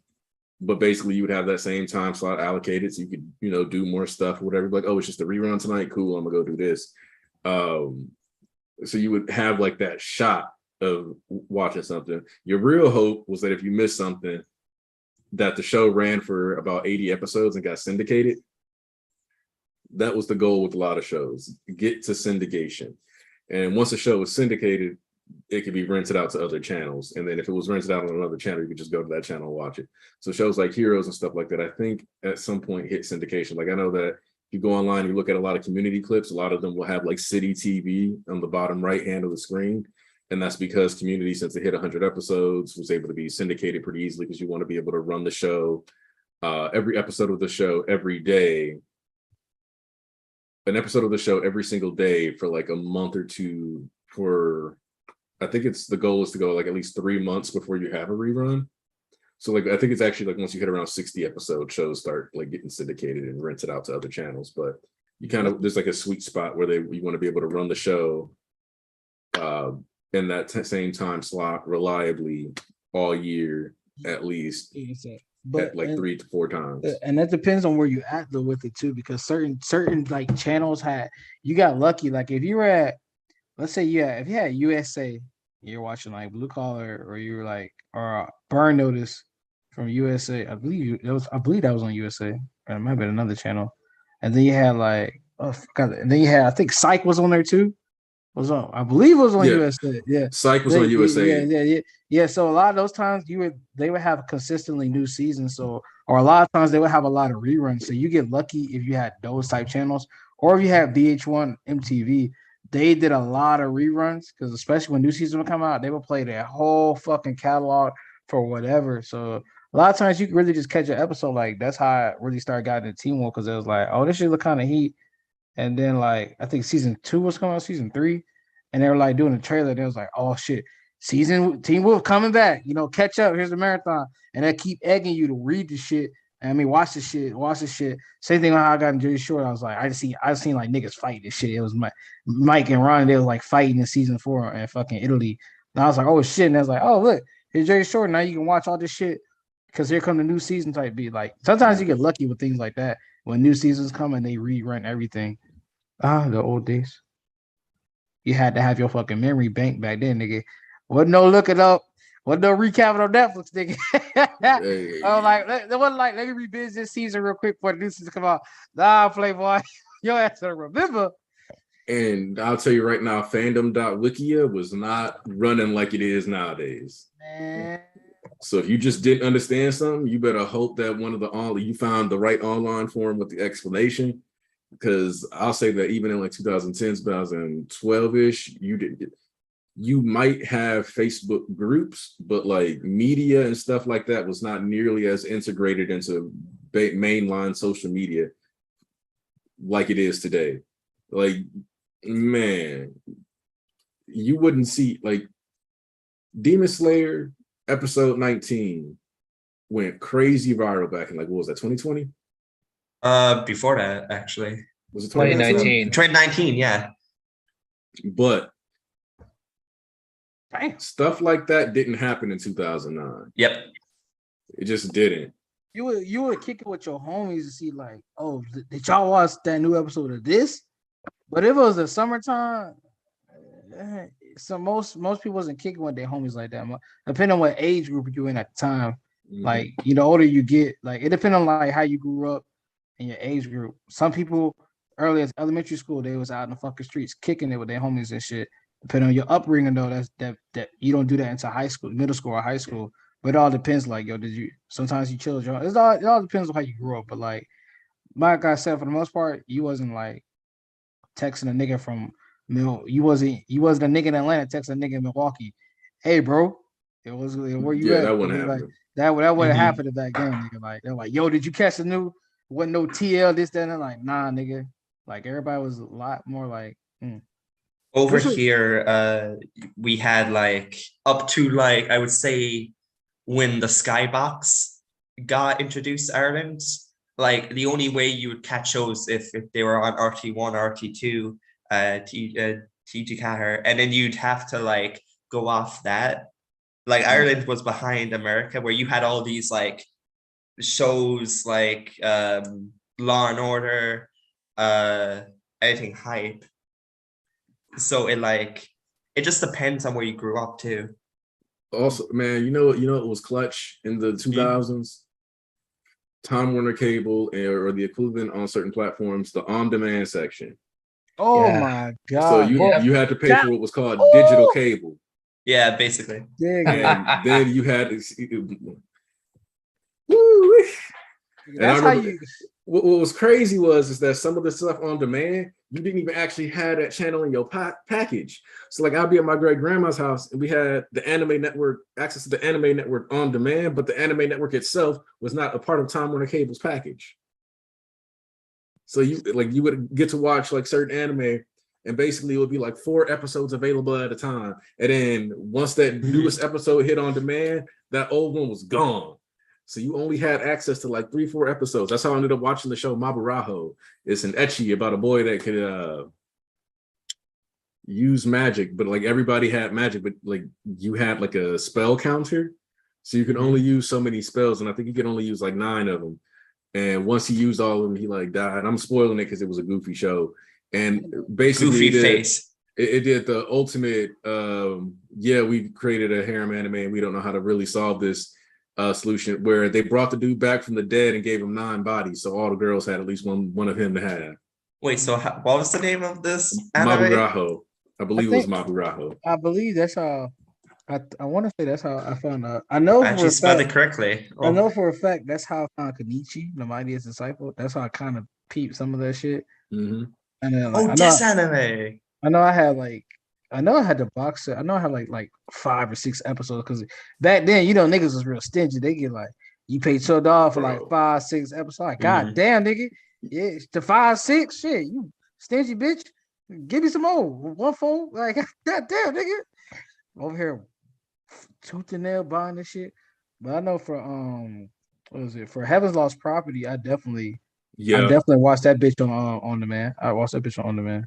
It wasn't just on demand; it was YouTube too. Like every anime was like straight to parts. Yeah, I watched 12 minutes per each. Look, 7-minute, 240p YouTube clips, and they're always at the bottom right of the screen, covered with like the text of the anime. But you know it didn't get that crazy until like I want to say like the shit at the bottom right because they wasn't copyright strike heavy like back in the day. I want to say that shit happened like 2010, 2012. The niggas had to start like cropping all the way down. I know the quality was still ass, but they start cropping it down so a nigga didn't get fucked. Man, oh. Bro, yes. Like buying a DVD and getting like 3 or 4 episodes total. Having a VHS that had like 3 episodes on it but went for like $10, $15, $20. It was crazy. Man, these young folks, y'all don't know how good you got.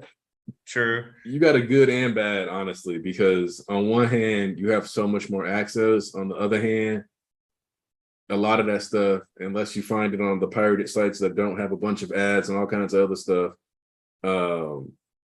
if it gets pulled off, it's just gone. Like this show called like what Final Space, something like that. I saw today that it was like getting written off, and basically they were going to stop selling all the hard copies of the DVDs. You weren't going to be able to buy it on streaming platforms anymore because they specifically wanted to use it as a tax write-off.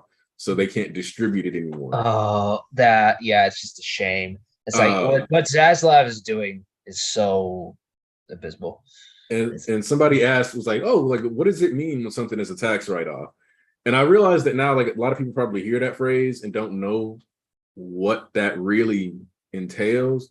But effectively, what you do is you purposely, like I said, you can't make any profit off of it once you decide to write it as a tax write-off. But you are effectively saying this project that I invested money in is solely a loss, so that your taxable income / money or flow for the year is on paper lower. So for example, if you buy stocks, when you file your taxes, because you don't actually have that money, you kind of get to say, hey, this here money actually went into an investment account. I didn't actually have this as actual liquid income, and your total income for the year gets lower. So then you can get potentially a lower tax bracket. That's also why charity donations are often used that way. That's why people say don't donate when stores ask you like, hey, you want to round up? And like when they say like, oh, like, hey, would you like to round up and donate 57 cents to this cause, whatever? They use that donated over and said that they had less profit than they actually did, so they get a lower tax bracket. So, for example, I think once you hit like 200K of like income, your tax rate changes again because of the way that the U.S. tax code works. Each time you hit certain windows or incomes, your tax rate slightly goes up. So you hit 200K and you're like, ooh, but I just barely made it past 200K. I don't necessarily want to be taxed at that rate. So you can make a quick, $2,000-$3,000 donation to a charity of your choice, and your income bracket drops back down, and then end up paying like a little extra in taxes or something like that. That's kind of why people do charity and why people say philanthropy often isn't actually generosity, but just a way to make and keep money. Yep. There's a whole business aspect to it. Yep. Before we get off this topic, because it's gonna be time to go soon. But I ain't gonna lie to you. My cousin showed me this one cheat hat, and so you know how on demand, you can look at. I don't know who remembers this. Some of y'all younger, some of us older, right? So on demand, you could see previews of shit, and they be like 2 minutes or whatever. And I know some people remember that. So my cousin showed me this Chico, bro. I don't know how. He just sat me down in my room because at one point we had like a bigger house that like a bunch of us lived in, so it was cheaper or whatever. So I was chilling in my room. And he was like, "Yo, Sean, let me show you something." He like closed the door. I was like, "What's up?" And he's like, "Hey, man, I know how old you are, bro. I know it's that time." I was like, "He's like, I'm gonna show you something." I was like, uh-oh. This nigga gonna sit me down and he goes to the porn site for the porn section. for the fucking on demand. Bro, this nigga gonna show me. He was like, bro, it's good, bro. Listen, you just watch the fucking trailer for like 3-4 minutes, and like it don't even show up no more. It's like, cause you know how on demand, like you can see the history. Like if you bought something or rented something, or you watched something, it would stay there, like in the thing. So it's like it would stay there in the thing for like an extended amount of time. So if you were like buy some porn, people would see that shit. My cousin gonna show me this. He's like, look, bro, just look. It's like you got 4 minutes, bro. That's all you need, bro, and you can get in and get out, and it's basically free. Because you know where the computer was at was downstairs in the den where a big scary military uncle lived. So you know you wasn't getting down there back in the day without like, why are you on my computer? What you doing this, that, and the other? Best you could do is watch some anime, and that's it. So hey man, back in the day, man, was wait. So he basically showed you that year's version of incognito modes. Basically, bro, that was basically that year's shit. And it was crazy, like that. What was crazy, you had to get what you had to get. Use your imagination still, because it's like, because it's like you can't go to your specific stuff. It's like, all right, whatever on a new catalog. When I go back, it is what it is. Be the worst part when you can't go back to your favorite video when some shit was heat. Yeah, the good old days of the youth, man. But yeah. All right, we're gonna circle back to MHA because that's what we're technically here for. Even though you're in the chat talking about like, hey man, we still got a consistent viewer, so I think they like that. Hey, look, no, because like like it does say, like Church of Arbitraries, where you go get manga talk and learn important aspects of finance. Also, Disney stock is currently down, so I'm probably gonna buy at least another one tomorrow. Just saying, they never going anywhere. Don't be afraid. Oh no. Oh, that's an investment I always give, bro. You be good with that. Yeah. The Disney bucks will keep us afloat. In fact, a lot of stuff is down right now just because September is always a bad month for stocks, probably because people are spending money on going back to school and all kinds of other stuff. So just keep that in mind. If you're trying to buy something right now, almost everything is lower. But back on My Hero, which to tie in, the important thing is to remember that in the current state of the story, Japan's stock market has crashed. The value of the yen has plummeted. So if you have money and you are in the My Hero verse right now, this is the perfect time to invest in some of these companies, not Feel Good Inc. specifically, because that shit gonna get chopped up and redistributed eventually, especially since Skeptic has been able to hack their satellites, and people knowing that the satellites are hackable by Skeptic is going to lower the value of that company even more, because they're going to be like, wait, if he can do that, other people can do that. You don't have good enough security. I don't know if I want to invest in you. So that's another example of how that company's infrastructure is going to lead to its collapse, both within the public sphere and within the private sector as far as financial investments go. Boom. Also, I tried to buy stock in Shueisha at one point and I couldn't because I think they're only on the Japanese market. Damn. Yeah, I want it to be like I bought some Twitter stock just so I can say. Speaking of stock and players, who do Derrick Rose play for right now? Derrick Rose. Yeah. Is he playing or is he too busy being injured? A nigga still okay. Cause I was just seeing something that was like, yo, Derrick Rose, Adidas contract pays his brother $250K, $300K, and his best friend $50-$75K a year as his consultants. So I was like, is that nigga back in action or something? Because I don't know who the fuck he got a contract with if he ain't doing shit. Yeah, D Rose is currently on the Knicks. Okay. I'm about to say, how the fuck you ain't playing, but you still got a contract? Actually, I bought Twitter stock and then they sent me the votes. They were like, hey, do you want Elon Musk to get to own Twitter? And I voted no against it. So if Elon Musk can never own Twitter, it's partially because I said no. Remember that. But segueing back in, of course, which one of the things that Volk brought up earlier was about Deku needs to be recorded for his I'm here moment. And this is one of those things that I've talked about too. And that's part of why I said like specifically like having this censor kind of split in half. Because I think one of the crazy cool things that could come out of that with, the business course students recording and stuff like that is that there's a chance that he can get saved by Deku via Black Whip and have to like turn the camera around and be pointing it like up at him.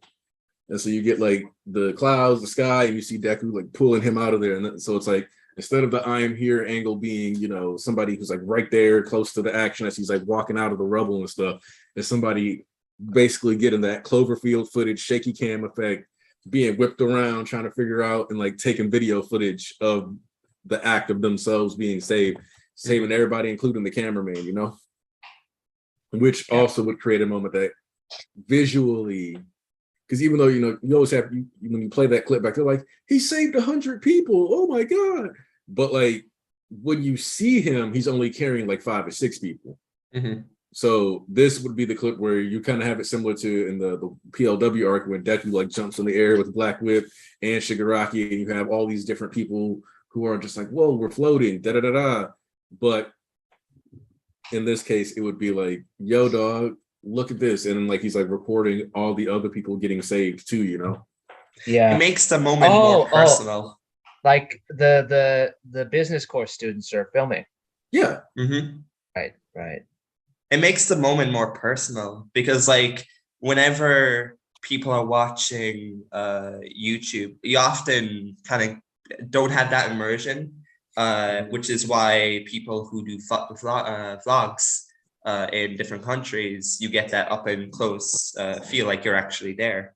So when you actually have the business course students like scanning up and you see Deku's like close up face and like that determined look that he has, it will actually be more impactful than the all might I am here moment, which is pretty cool. So yeah.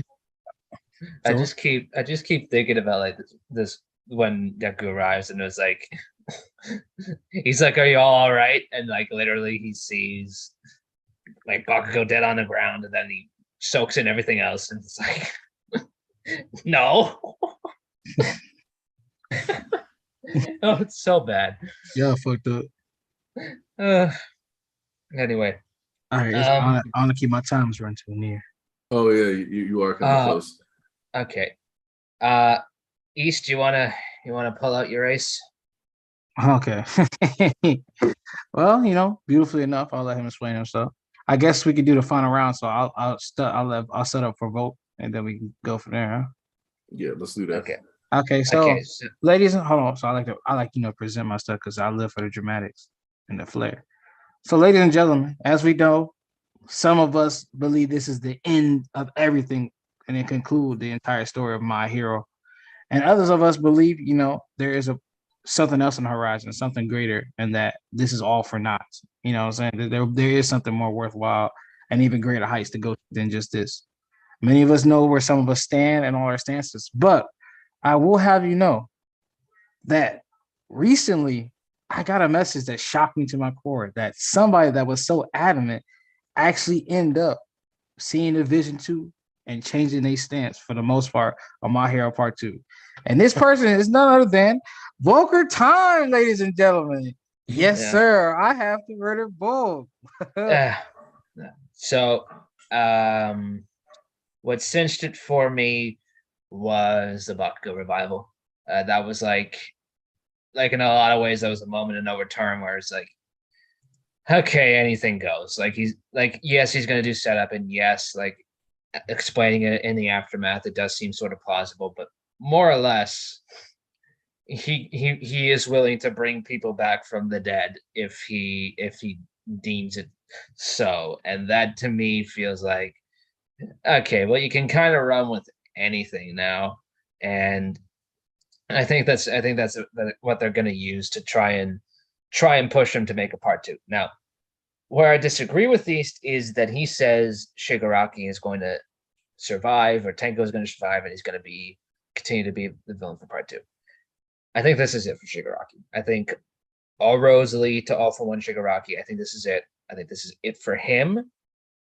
But as far as like a greater world, maybe Deku in the class of 1A, other characters, I think there are infinitely more stories to tell. And I think that even if the League of Villains and everything ends here, that they are going to set up some sort of angle to keep going. It's like, just by the very nature of the world, so many conflicts can happen.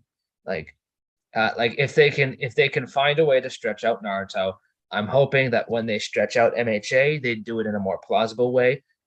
But the good news is it feels very plausible instead of like you don't need to introduce aliens into the series, right? It's At coming. least.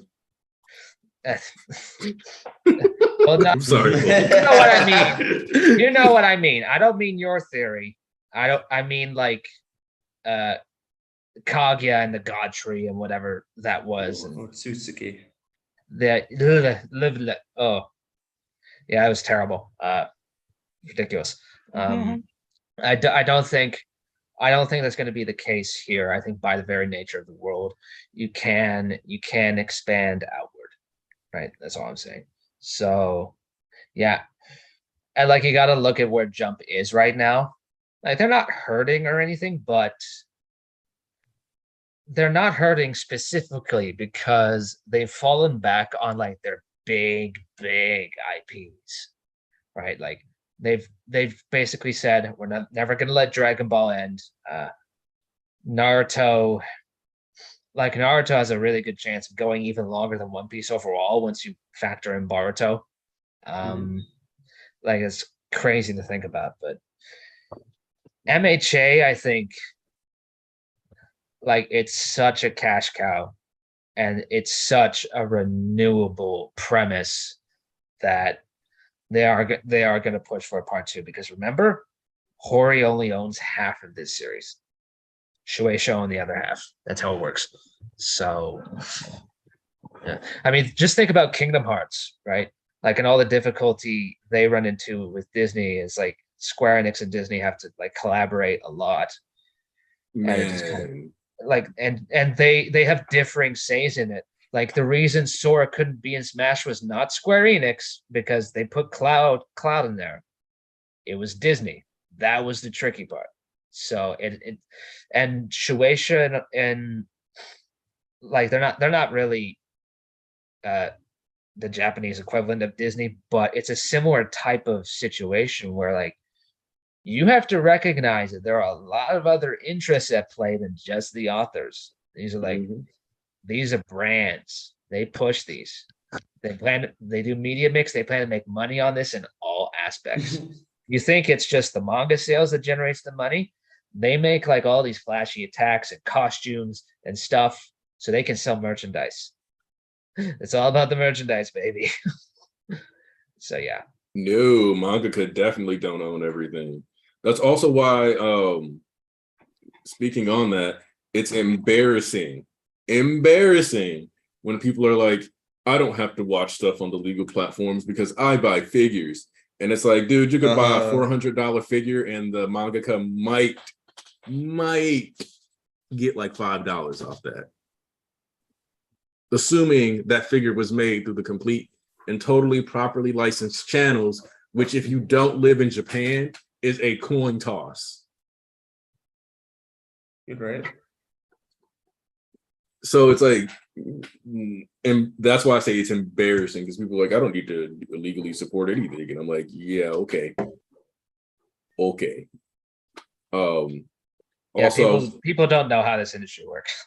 They're like, well, that's because they don't care. It's like how Alves said that YouTubers have mentioned tax write-offs, and think about that, like based on what Alves is saying, he's heard people mention tax write-offs and nobody's actually explained what it is.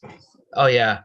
Like here's something you need to know about like the people who engage in discussions. It's like a lot of them just do not do any research. They don't do any preparation. They don't double check what they say, so they can just jump straight into these discussions and seem like they know what they're talking about. Right?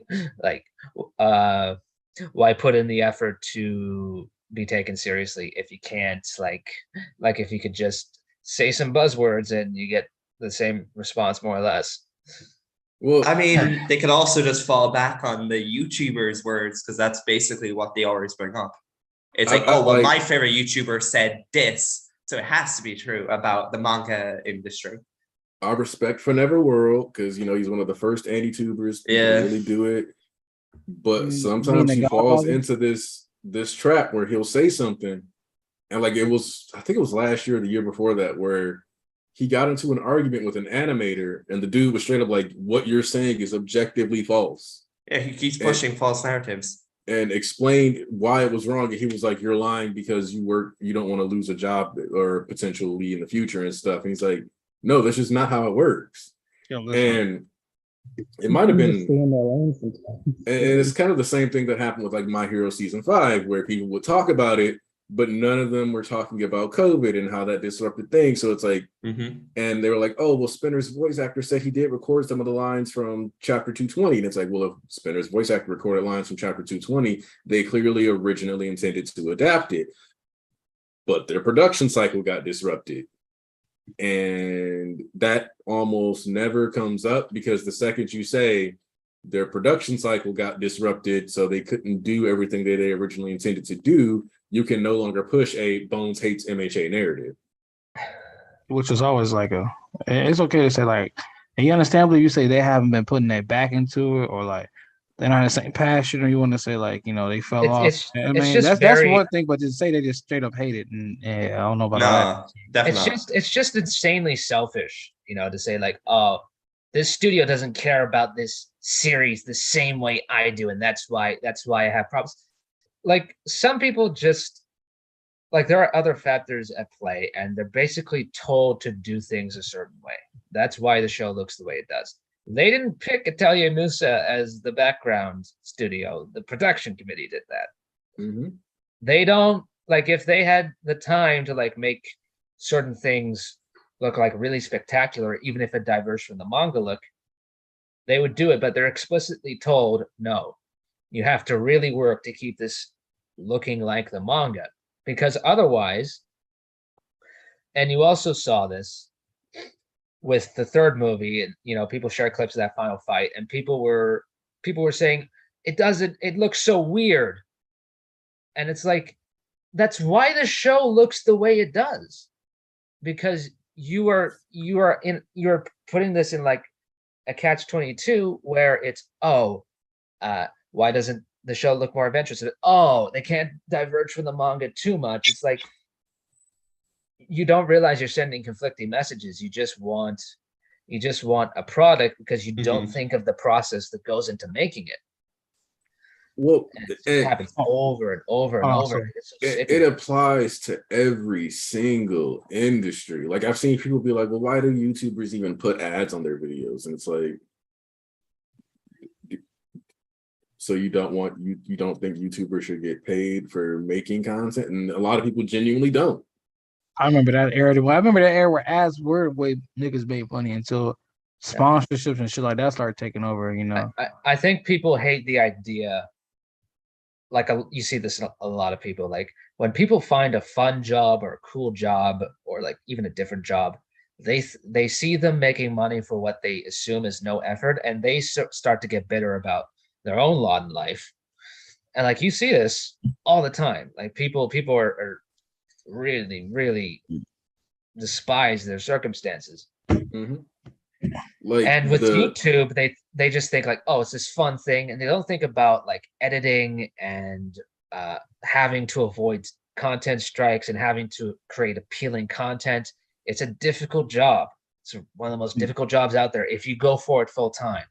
You want to know the percentage of YouTubers who make an actual living off it? Less than 1%. Like, it's like 0.5% or something. Most accounts on here, like if you're just counting accounts and not even YouTubers, it's like 0.01% or something. Yep. Like, it's barely anybody. And like, the year I had the most financial success on YouTube, I think it was last year, I want to say, but it required me doing, I think I was dropping chapter reviews most Sundays, plus doing live streams, plus throwing out like 1 or 2 videos during the week, so that enough people would like show up during live streams and then do super chats. And that's where most of my money actually came from, was super chats. Ad wise, in fact, I can probably pull it up and tell you how much money I actually got in ads from last year. because it does not pay a lot. So like so it's always funny to me that people kind of treat it like, oh, you guys just make big bucks, so you don't need it, or they assume every YouTuber is already rich, which is another interesting misconception. So I'm about to go ahead and say my final thought. Do your thing, bro. All right, y'all. So I ain't gonna go too hard. I'm gonna keep it real simple and short because a nigga got things to do today. But to come on this topic and go off of it, Cameron, like you said, I don't really care. See, like me, like I said, horticulture art hit the anime can never really create it. All I care about is the anime openings. They ain't been hitting lately. It's not even the song; it's more visuals. I ain't got no hope. I'll see what the song is good. I'll see what they cooking with the visuals. They nail that. I'm gassed. If not, it's whatever. But as far as I got to say about the chapter, good chapter. Y'all niggas bugging if you just wanted a fucking another rage moment where you want Deku's thoughts and this, that, and the other, and actually see Deku, but then you just want a big spaz out. That wouldn't have been nothing. He would just got his fucking spine broke. That was Shigaraki's plan the entire time. So Mirio being here to give him the advice he needed, listening to that nigga, was very much so well needed. So now you have a internally raged with that anger and aggression with his mindset. So now you got the best of both worlds, whether you see it or not, or realize it or not. That's on you, but that shouldn't be really complaining. There's nothing to really complain about this chapter. Pretty solid, straightforward through. Don't know how much longer we're gonna be here, but honestly, get prepared for some good Deku action. I'm excited to see what Tanko gonna be doing in this little amalgamation mega movie for him. But y'all know, man. Y'all know how it is. Y'all know how to go. Appreciate everybody for coming out. Shout out to all y'all. But I'll catch y'all next week. We'll be back. Also, because I mentioned this, here's the breakdown from September 25th, 2021 to September 24th, 2022. YouTube premium revenue that I've gotten, $67.95. So that's people who watched videos, streams, whatever, that have YouTube premium accounts. My estimated ad revenue for this past year is $197.58. My transaction revenue, which includes super chats and memberships, is $1,089.33. 5 times what I can make in ads. And that's why YouTubers have to have ads on the videos, and they have to hope that if they have access to live chats and stuff that you super chat them and all this other stuff. And that's why people take sponsorships from Raid Shadow Legends all the time and all that other stuff. So that's just kind of like an idea to keep in the back of your head, like that 5 times discrepancy when people are willing to actually just like straight up throw money at you versus if you're just relying on ads. So just remember that in the future when you go to a YouTube video and they have ads on them. Just remember that. And like I have a video that has like 1,000 views on it, and I think it made like $5 total, if that. So just kind of keep that in the back of your head whenever you see YouTubers doing like sponsorships and everything like that. But yeah. And actually, I was thinking about wrapping up around this time anyway, because this chapter was primarily action-centric, and we did kind of bounce around a lot of stuff. And we ended up talking more about what we expect because of what this chapter is, because this chapter is ultimately a setup chapter. I guess some people really wanted Deku to just simply rage out, and we're going to get a better fight for it because he's not raging out, because he's just going to go through and methodically start breaking down this defensive base Shigaraki. Shigaraki was like, wait, did he get stronger? Also, a small detail I like about this is that I don't know how many of you watched, because we talked about how this setup is actually similar to Planet Namek. How many of you saw the Tree of Might DBZ movie? And there might be one other one where Goku goes full Super Saiyan. I remember watching it like years ago, but I can't recall most of the moments. Where he fights Turles or whatever his name was. I think that's who he was fighting. Yeah, I'm looking it up now just to be able to give you. It was Lord Slug. There we go. Yeah, Lord Slug, and you get Turles too with the Turles is in this. Yeah, I saw both of them. Yeah. So while he was fighting Lord Slug, so he had like the yellow aura of a Super Saiyan, but he still had his dark hair. If you look at Deku in this fight, when he starts raging out, Black Whip is coming out of his hair. He's got the glowing eyes. You've got the smoke everywhere, all of that, like Fajin glow. He's raging. But then at the end of the chapter, when he's got the Wolverine claw Black Whip, the Fajin on his left arm, the smoke kind of around him, and the scarf Black Whip, his hair is actually, like that glowing crystalline color texture that we get when we see like the blue energy for full cowling in the anime in the movies. So it's kind of like they were like, it's almost like he was telling you, yes, this is a power up, but this is like a falsification of his true power. This is his true power. This is his real powered up form. It's pseudo full cowling, 100%. Exactly. It's like a pseudo cowling. Where a more refined Black Whip is his true potential. A more refined Fajin is his real potential. All this more truly refined stuff is where it's at. And if you think to, Shoto's design, when he has the X across his chest, boom, his hair spikes up. And if you look back to the fight with Bakugo, when he got his full cowling explosion, his hair was slightly different. He had like a differentiation. Our boys are going Super Saiyan. You think we was gonna get Super Saiyan Bakugo and waste that? Nah, let's bring that back. And like you can even see like Deku's hair is dark and then it lights up once he's like all for one. Is Shigaraki still in there?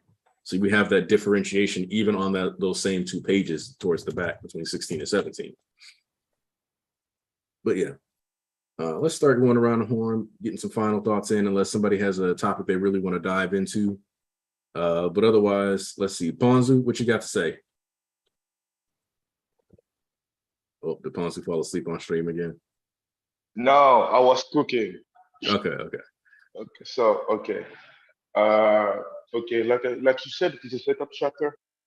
I can't wait to feel area good right now. We had our Super Saiyan Deku who came back like a Superman, when he had to save everybody. So we get Goku that just arrived from Namek. Yeah, like I said, it's just an action chapter. Nothing more to tell about it. I can't wait to see what's happening in the next chapter. We'll see you next week if I can. Do we have a chapter next week even? Yeah, I'm pretty sure there's a chapter next week. Okay, I'll double check real quick though, just to. I'm pretty sure there is, yeah.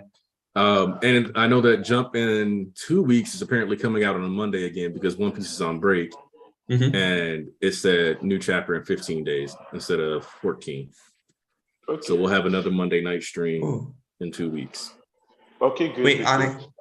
What's up? Anik, can I give my thoughts right now? Yes. Because I have to go as well. I'll wait until Ponzu's done. Oh yeah, for sure. I'm done right now. Nothing more to tell. Thank you for coming, guys.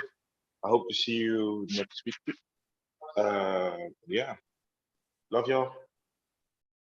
All right. Thomas, go ahead. This chapter is 1,000,000 out of 100. I love the focus on Deku. I love how we see a lot of growth with him, especially because it's not repeating the same result from the last war, where Deku freaked out, he was raging, which ended up them ending up in the vested world. I really love that, especially on, I believe it's, if I can find the page, where is it? The one where Shigaraki goes, yeah, now that he's raging, I can actually, break his back. And you see Mirio come in and kind of talk him down. I love that. I think we've been wanting more Mirio and Deku interactions ever since, I'd say, Culture Festival, where they actually got to spend more time together. It's the senpai and kohai relationship. I love that. Overall, this chapter is great. There's nothing really to fault here. I think it's a decent chapter. I do think a lot of the bitching online where people are complaining about Deku's regressing as a character, not at all. And I think that's it. All I can say, because I have to head out to a meeting. But hope everyone's doing okay. Keep liking the stream if actually there's 42 people, so I don't think so. And take care. All right. Take care, Thomas. All right. Fish.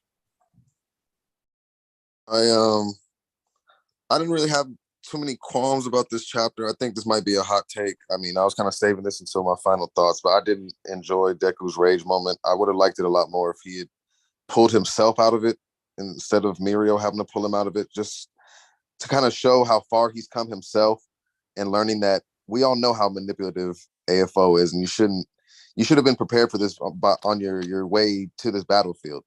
You shouldn't have expected the best. Like, everyone's going to be fine. I thought that was kind of weird when he hops in. He's like, is everyone good? Like, nigga, they're fighting Shigaraki. What do you mean? Like, but I understand Mirio. This is the perfect moment for Mirio to be there to help him out. I get that. I understand. In the context of him being this teenager as well, who's seeing his friends that are potentially dead, of course he's going to lash out. But I personally would have liked to see it for him just to pull himself back into it. And remember even Banjo's words, just personally, like, you can get mad, you can get angry, but you need to control it and use it. So other than that, and also when East was talking about MHA Part 2, I'm always been of the volition that we're going to get an MHA Part 2. I've been hoping for that, but I don't see Shigaraki being taken out in this arc. He hasn't destroyed everything yet. I'm still waiting for Shigaraki to do his thing. So if we do get a Part 2, I feel like Shigaraki is going to be the one that's controlling Japan, having this connection of other villains around the world, and then Deku's going to be hiding out somewhere. I've always said in my streams, like, I think Deku's going to run away. Instead of going to America like All Might, Deku's going to go to Jamaica and form his Bomba Clot Smash and be smoking Rasta weed and doing this thing. But I mean, I don't know. I enjoy Deku. I enjoy Shigaraki a lot. I don't want this to be the end between the two of them. So if we do get a Part 2, I'm praying that Shigaraki is taken over and then Deku comes back years later or whatever. We get a little time skip and he comes back to free everyone and take over Japan and really fix Hero Society. Because I don't see Hero Society being fixed if he just beats Shigaraki now, because there's other underlying problems and people just relying on heroes. I mean, I don't know. We all get it, but that's all I really had to say in terms of this chapter. So until next time. All right, Volk. Yeah. So I feel like the past few chapters have been paced very oddly, to say the least. I think Deku's arrival this chapter, I thought it was handled very well. I thought, I know, like, to contrast with what Fish was saying, I really like that Mirio was the one to sort of snap Deku out of it, because you preserve like a lot of some of Deku's naivete, the fact that, like, look, he is 16 years old, right? Like, he's a kid, he's not prepared. And so, like, he wasn't really thinking straight even on the way over. He's just like, I got to get there before something bad happens. Didn't really consider that, like, no, Shigaraki is going to wreck them no matter what. You have to accept that. And so he wasn't really prepared for that. So when he comes there, he's just shocked, and he starts getting so angry for all of them. And I know people really focus on Bakugo here, but it really is all of them that he's upset about. But you know, like, we already saw him succumb to his anger during PLW, so I don't think doing that again, or even, you know, like, even working himself down from it without that information where he learned, like, you know, oh, like, we haven't quite lost everything yet. I think that's what brought him back down from the Despair Event Horizon. I think that's why Mirio had to say that to him. And so, like, he's not fully in control, but he's mostly reined it in, and he's learning not to succumb to that anger, because remember, that's basically All For One's whole tactic. It's to make people give into their worst parts of themselves. He even does this with All Might, where he gets at him and, like, makes him angry, constantly poking at him, because that's just what he's like. And so that's just started with Deku here. He's gonna keep whittling away at him, and it's just so he can move in for the steal and get one for all. Aside from that, another thing I think we need to acknowledge, the fighter jets technically aren't reinforcements. They're still sticking around. So any possible reinforcements from outside, those haven't arrived yet. They were already there from the start. And yeah, I really liked it. I love the final shot. I love that like it really is everything coming to a head, everything that we as fans have really come to enjoy.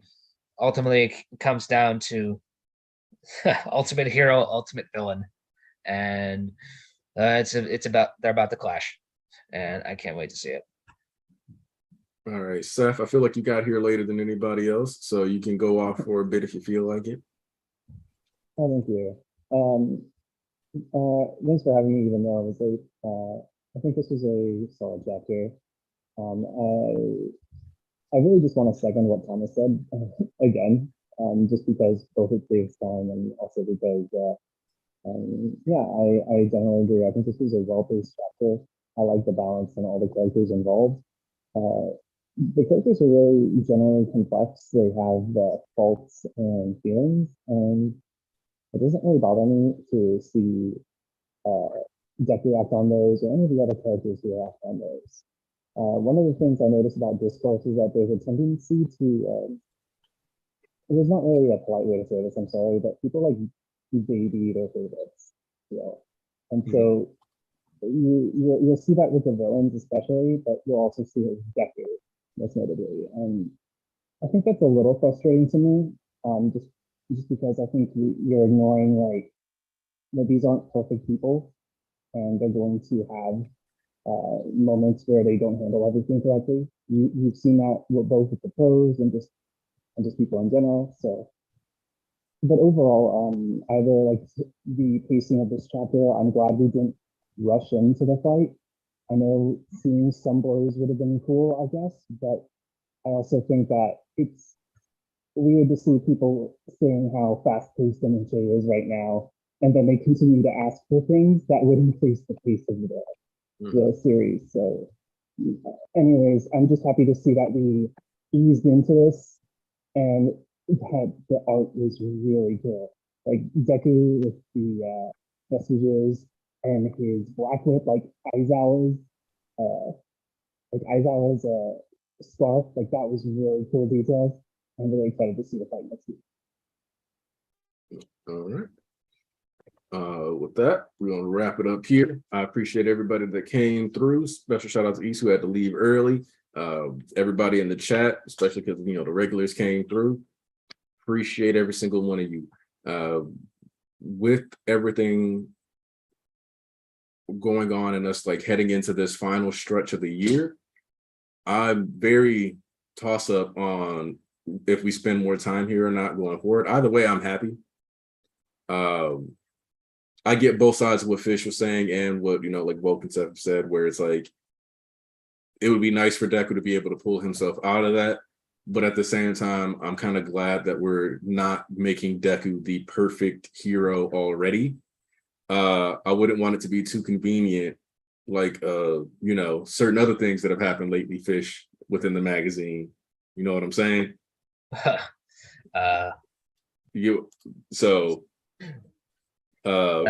a whole other discussion. Yeah. So with that, I'm just gonna take that as it is, having his senpai like guide him through a bit more. And I've always said Mira is kind of like a big brother character to him anyway. So I'm happy to kind of see that relationship paying off a bit more. And I'm excited for round 2 or Shigaraki's round 2, because I think that Deku is going to beat him out of this form. And it's going to force Shigaraki to kind of push that speed form and then have to do something else with it. So, yeah. Make sure you guys like the stream if you haven't liked it already. Make sure you pull up next Sunday. Hell, we got Saturday popping off, where Saturday is going to be episode 1, I believe, season 6. And if I can find time to talk about season 6, I will talk about season 6. But if I can't, sucks. Maybe in one of the gap weeks we'll do a JJK discussion, just because ultimately we know there's at least 2 breaks coming in December, so we might be able to do a JJK stream in December. I want to talk about Culling Game and how it's it's been interesting. I'll say that. I'm gonna say that I wish more of the Cullen games had been like Reggie and Megumi's battle. Yeah. Here, I'll put the Discord link in the chat right now. That's little, because for me, the peak of the Cullen games was, and I didn't know it was gonna be my favorite part until we got to, you know, where we are now, and I'm like, yeah, I miss the energy that Megumi was bringing to it, because he caught a body real quick. So that's all I'm gonna say about that. But yeah, so maybe we'll do because December especially, you know, is going to be that time period where there's a lot less magazine being pushed out. Like last year, I think there was only 2 magazines total in December. So if we do that, maybe I'll do a community post real quick and you guys can tell me which ones you want to be covered, since I think JJK is pretty clearly going to be one of the ones that people want discussed. But if there's any other Jump magazines or maybe even shows you guys want us to talk about that we're all watching or whatever, hell, maybe I'll cave and watch more of Phase 4 and we can do a Phase 4 MCU stream. Who knows? Just let me know what you guys are into and we'll try to give it to you. That's what this channel is here for. So with all that said, I appreciate everybody that came through and we're out.